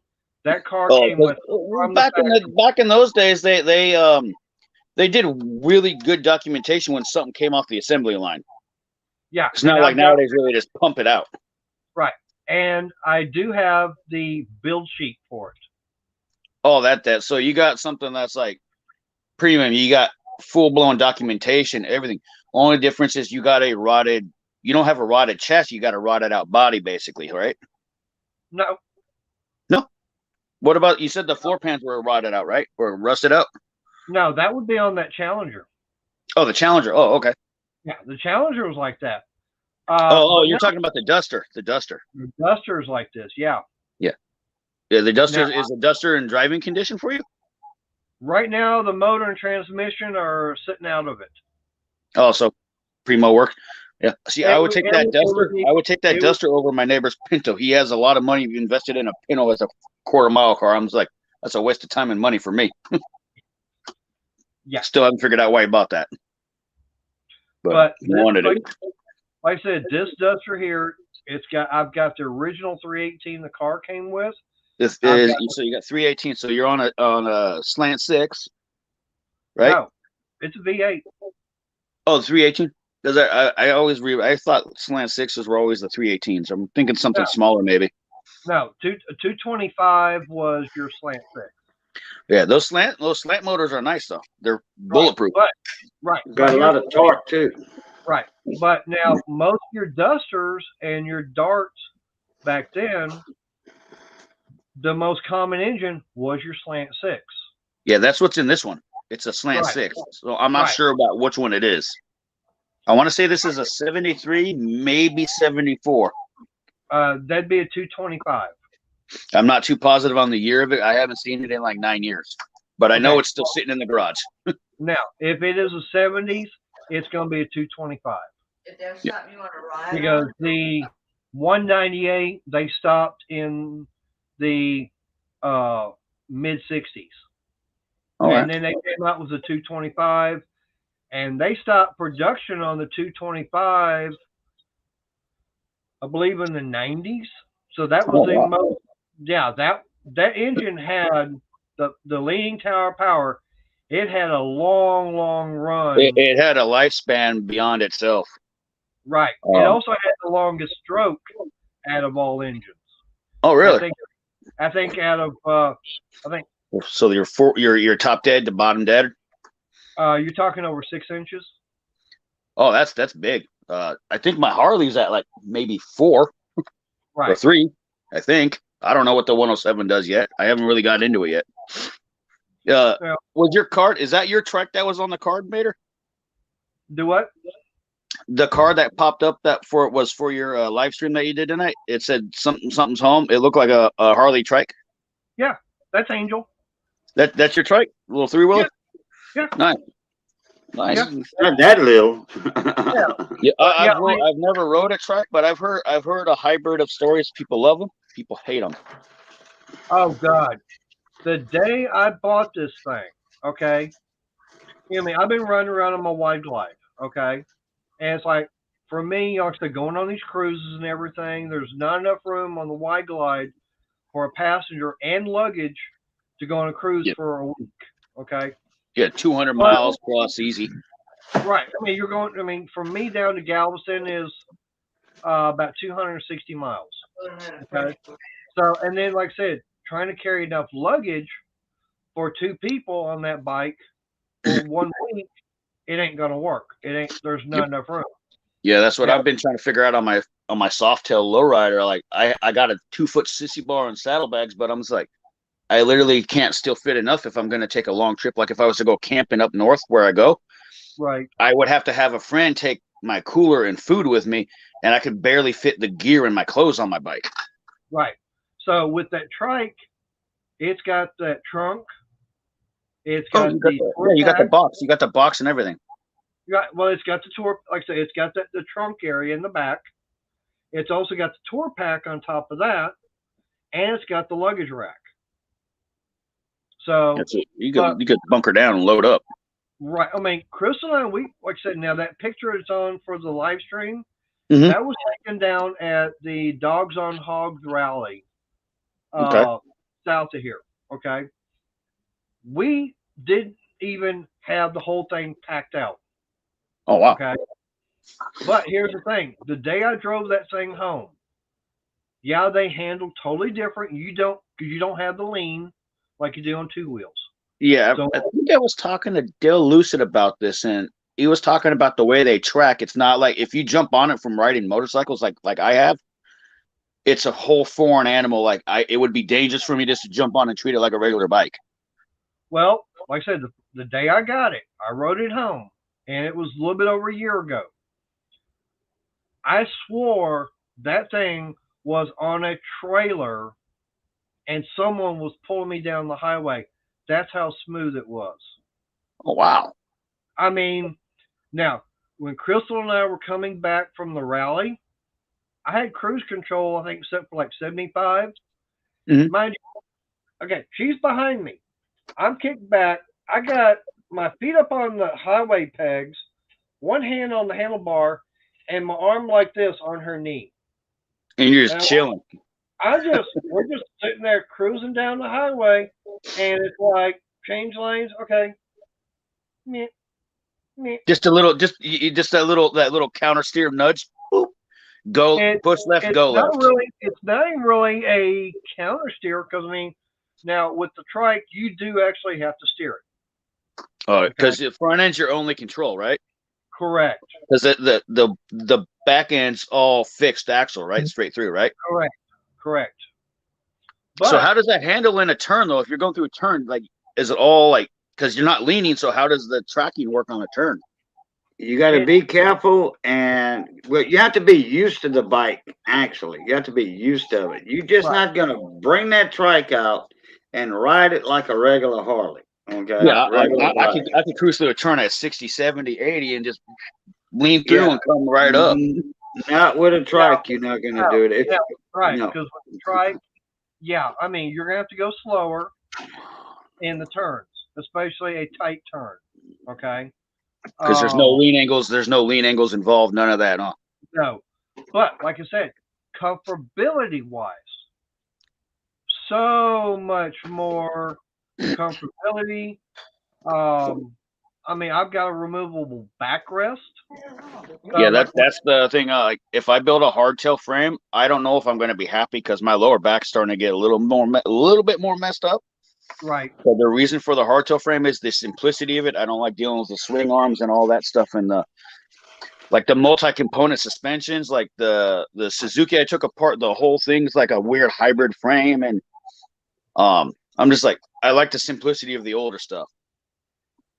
Right. And there's ways around that for suspension, though. It takes a lot more fabrication on like seat springs and stuff like that, and monoshocks and all kinds of other stuff. Right. But now, one thing I did do on the trike, suspension-wise, was I did take the air shocks off, and I went with a 1.5 inch lift kit and coiled over shocks. Oh, you went. Oh, so you could adjust them with the hook spanner, the hook wrench. Yeah. That's when I have a video I've been meaning to do. It's for the tools I use to take apart the Suzuki because I stripped the whole Suzuki down to a bare frame basically. All I got left on is the front brakes. And that's one tool I've noticed no one has ever spoken about is the hook spanner wrenches. They're for shocks and coilovers and the specialty nuts that hold on your front ends on motorcycles. And there aren't a lot of awkward things, but definitely big on ATVs and stuff. For like the rear axles and stuff. Yep, those right there. Yep. I have not seen, out of all the tool channels I watch, I've never seen anyone have those in their toolbox. I've got these because these is what came with the shocks. Yeah. So if I wanted motorcycles used to come with tools. They don't come with tools no more. Right. Now, with that Harley, that Tri-Glide I've got, it actually came with a Harley Davidson toolkit. Really? Yeah. I didn't get a toolkit with my bike, and it's $22,000. I got one with mine, and one other thing that I'll point this: whoever had this trike before me, they spent about $5,000 on upgrades. Oh wow! Now you know how your fuel door, how it's plain and everything. Yep. Oh, I've got the ride to live to ride fuel door. Oh, all your caps and everything are they're all upgraded from stock. Correct. For the ones with the plating and all that nice stuff. Yeah. My bike is basically 100% bone stock except for cosmetics right now. I haven't done carb, air cleaner, stage kit, none of that yet. Right. Now I don't have the time or the money for it. Right. Well, now whoever had mine, the only upgrade they did was they did do a high flow air filter system on it. That's a big difference too. The air cleaner system, once upgrade, that's a small upgrade. it's a huge difference. Oh yeah. Now, one thing I wound up doing is I can't remember the brand name, but at my local motorcycle shop I deal with, I walked in there, and a few hours before I got in there, someone had brought in a set of slip-ons. Oh yeah, little cons you put on with the little they slide right in and you lock them up with clamps. Right. I've Okay. actually heard good things about the slip-on mufflers instead of doing the whole exhaust kits. These things brand new are about $380. Okay. Probably what year's that trike? 12. Most likely you could be dealing with Vincent Hines, Python, Twin Brothers exhaust. No, I did the video on it. I'd have to go back and look at the video because I did a before and after on getting a gun. I did the factory mufflers, and then I did it after with the slip-ons, and I can't remember the name brand, but there's a big. I'll go through your channel, see if I can find it, see what it looks like. Right. But I picked them up for $150. That's worth it right there. Like for me, I have to get very specific ones because my bike is so new and modern. I'm very limited because anything from 18 and up, the aftermarket's still working on part designs for the new frames, Right. which is the most unfortunate thing. That's why I really wanted to get a Dyna frame because there's so much support for it. But at the same time, I'm like, the price difference for the 2017 Dyna Softail lowrider, or for mine, the brand new lowrider on the Softail frame versus the Dyna lowrider was literally something like $2,000. I'm just like, all right, I'll just go brand new. Right. I mean, now they didn't have a soft. Now 2017, it was not a Dyna Softail. 18, yes. 17, no, because it was still a Dyna. Okay. Yeah. The Softail, they slowly introduced them in the 2017 year, I believe, right? No. 18 was the first year. 18. The first full-fledged year. Right, the full year, because 17 was the last year you could buy a Dyna. Yeah. And then they phased out that whole line, and I think there was about 4 models got shifted over to the Softail. Yeah, that would be the Dyna. The Dyna, it's the Street Bob, the Lowrider, the Fat Bob. The Fat Bob did, and I believe it was maybe the Rocker, or the not the Rocker, the one with the big tire, the Breakout maybe. I don't remember, but I do know that the Wide Glide is gone. That's a travesty for me because I got to sit on one. I didn't, unfortunately, have the time to demo it because it's always been one of my favorite rides. It's just I'm a little too short. Right, and see, now that's what I've got. I've got an 11 Wide Glide. That's and I like that thing. I consider it my Harley sports car. Mm-hmm. Oh, that would be me. I just walked in and out real fast. Do what now? I just walked in and out of my house real fast. Oh, now getting a lot of feedback. Yeah, I might have covered my mic maybe. Okay. But to me, like I said, the White Glide sports car, I'm still getting a lot of feedback. Yep. Yeah. There's I don't know what you did. Yeah, I gotta get going anyway, Mater. All right, man. Hey, you could probably talk bikes all night, probably, man. Yeah, I know. All right, Mater. Thanks for giving me a little buzz. Boo. I'm assuming you might be on later. I'm not sure. No. Good night. Oh, nobody shows up. Nobody shows up. All right, guys. I'll see you guys later, man. All right. See ya. Later. Appreciate you being here. Okay, now when I mentioned Cobra pipes to you, does that ring a bell? It's not Cobra. Cobra pipes? No. Or am I thinking of? Yes, Yamaha? I'm paying attention. I'm trying to get off here Because I know, yeah, Crystal, I know you're saying it's time to go. Oh, okay. I've got someone here in the garage making noise, and it ain't me. Okay. Oh, you got some rats in your garage? No, I don't have a rat. Oh, okay. Let's see if we can get a guest appearance. Come here. Meow. Oh, kitty cat that catches a rat. Yeah. So, what am I thinking of with Cobra pipes? Is it Yamaha or Kawasaki? It might be. I don't know. Back in 1998 or 99, a buddy of mine got some Cobra pipes. Now those are pipes, they're not mufflers. Oh, okay. See, these are slip-on mufflers that I've got. Oh yeah, no. I'd have to go, right. I'd have to go back and look at the video. Made for the bike. That the gaskets came with them. You bolted them onto your cylinders, and they came out the back. And I mean, not loud, not quiet. Right. Okay. I mean, like a good medium. And I think those cost him right around $300 to $400 back then. Well, like I said, the ones that I've got, I'm looking. It was several months ago.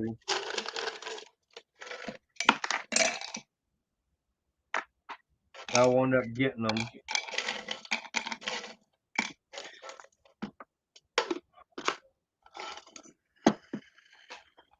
I know it's been several months.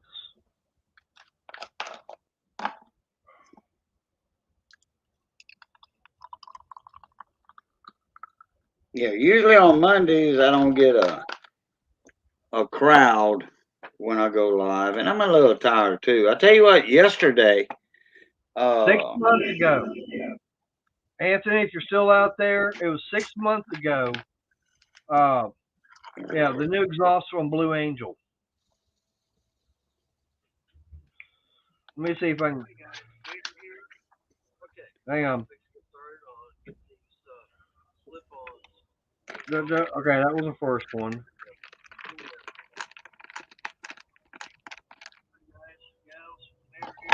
See if I can hear what I'm saying.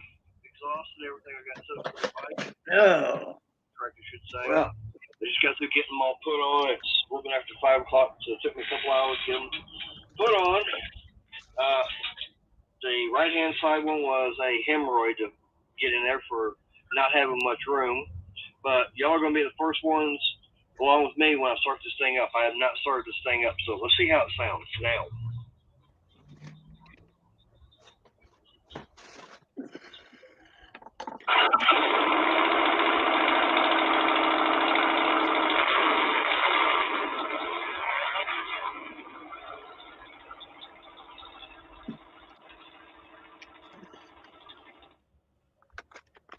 Okay, I don't say what. I don't think. Okay. I don't think I've got the brand name on here. Slip on pulled off. I'm trying to look at the screen and everything. That way y'all can see what these things look like on the back of the trike. All right, yeah, I know I've gone past the time I was wanting to cut this off. But I appreciate everybody that's, been on here. Got Kim from L&R, had Brandon on. Of course, had Anthony on for a little bit. Money was on. Had Briggs. Of course, I had Mark C. and of course, Mike Hodge. David Carlisle. David Carlisle had Shaggy. Juan Pratt. Steven. Yep, Stephen Doolittle. I know he was in. Who else who am I missing? Of course, yeah, Crystal. I mean, she's always going to be here. Oh, Jamie, Princess. Yeah, that's right, Jamie. Oh, and hey guys, this is Ed, the old tech guy. He was here. Yeah. Yep. But we can't remember them all. We can't remember them all. I try to remember everybody that comes into the live streams and everything. But like I said, tonight was basically saying that, for what was it, been about 2 months now? Oh, it's only 10:30. I know, but I'm saying is, for over 2 months. Yeah, but I'll go on. I'll go ahead and go on. It's only 10:30. I thought it was midnight or something. No. I'll go on for a couple of hours. Yeah, right. Yeah, So, you're 2 Princess hours. Jamie, David, I'll go on. Y'all show up, get up in the panel. Because if I don't get nobody in the panel within 30 minutes, guess what? I'm going to shut her down. Yep. But like I said, it's been 2 months ago since I had Angel went in to get work. Yeah, Scott. Oh, yeah, Scott. Yeah, we can always forget about Scott. Who's that guy? Yeah. But like I said, it's been over 2 months since Angel was here. And like I said, it was $1,700, just over $1,700 as far as what parts and everything. And like I said, I paid $128, and that included having them. And that did include them coming down, picking it up, and then delivering it back to me. So like I said, I cannot, complain about. Now this is for Dream Machines and Farmers Branch. That's the name of the place. So anybody in this area, hey, if you want a motorcycle and you want a good deal, good service, I would definitely say Dream Machines of Texas. And Scott, it's very easy. With my mind, it's very easy. But, all right, Gaijin, you want to say your goodbyes? Because like I said, I need. Yeah, it's been going about 16, 17 minutes longer than I was wanting to. Yeah, let me do this right quick for 40 seconds.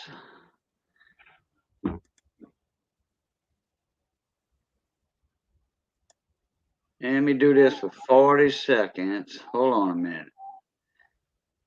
Well, 40 seconds is less time than a minute. Yeah, it won't take me long here.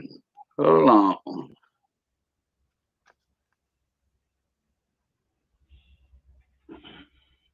I know you try and get the link and everything set up. Yeah, I'm just trying to get this link, one link. That's it. Oh.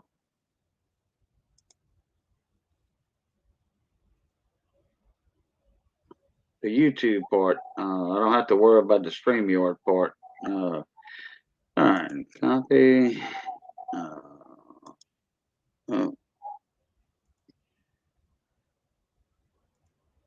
Do this. All right. There's Boudreaux's. All right. There's a link for that one.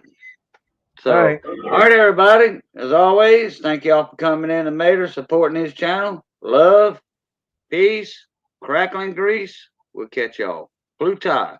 Later, everybody. All right. I appreciate everybody's been here. Yeah, I know it went a little bit longer than normal. Of course, kind of like what Anthony said. Yeah, we start talking about motorcycles. It can be a long night. Talking about coins. Yeah, it can be a long night. But I do appreciate everybody that's been here. I've had fun. I don't see a problem as far as Wednesday night, me doing another live stream. So hopefully y'all come back for that and we can have some more fun. So till then, like I say, is God bless and have a good day. Good night.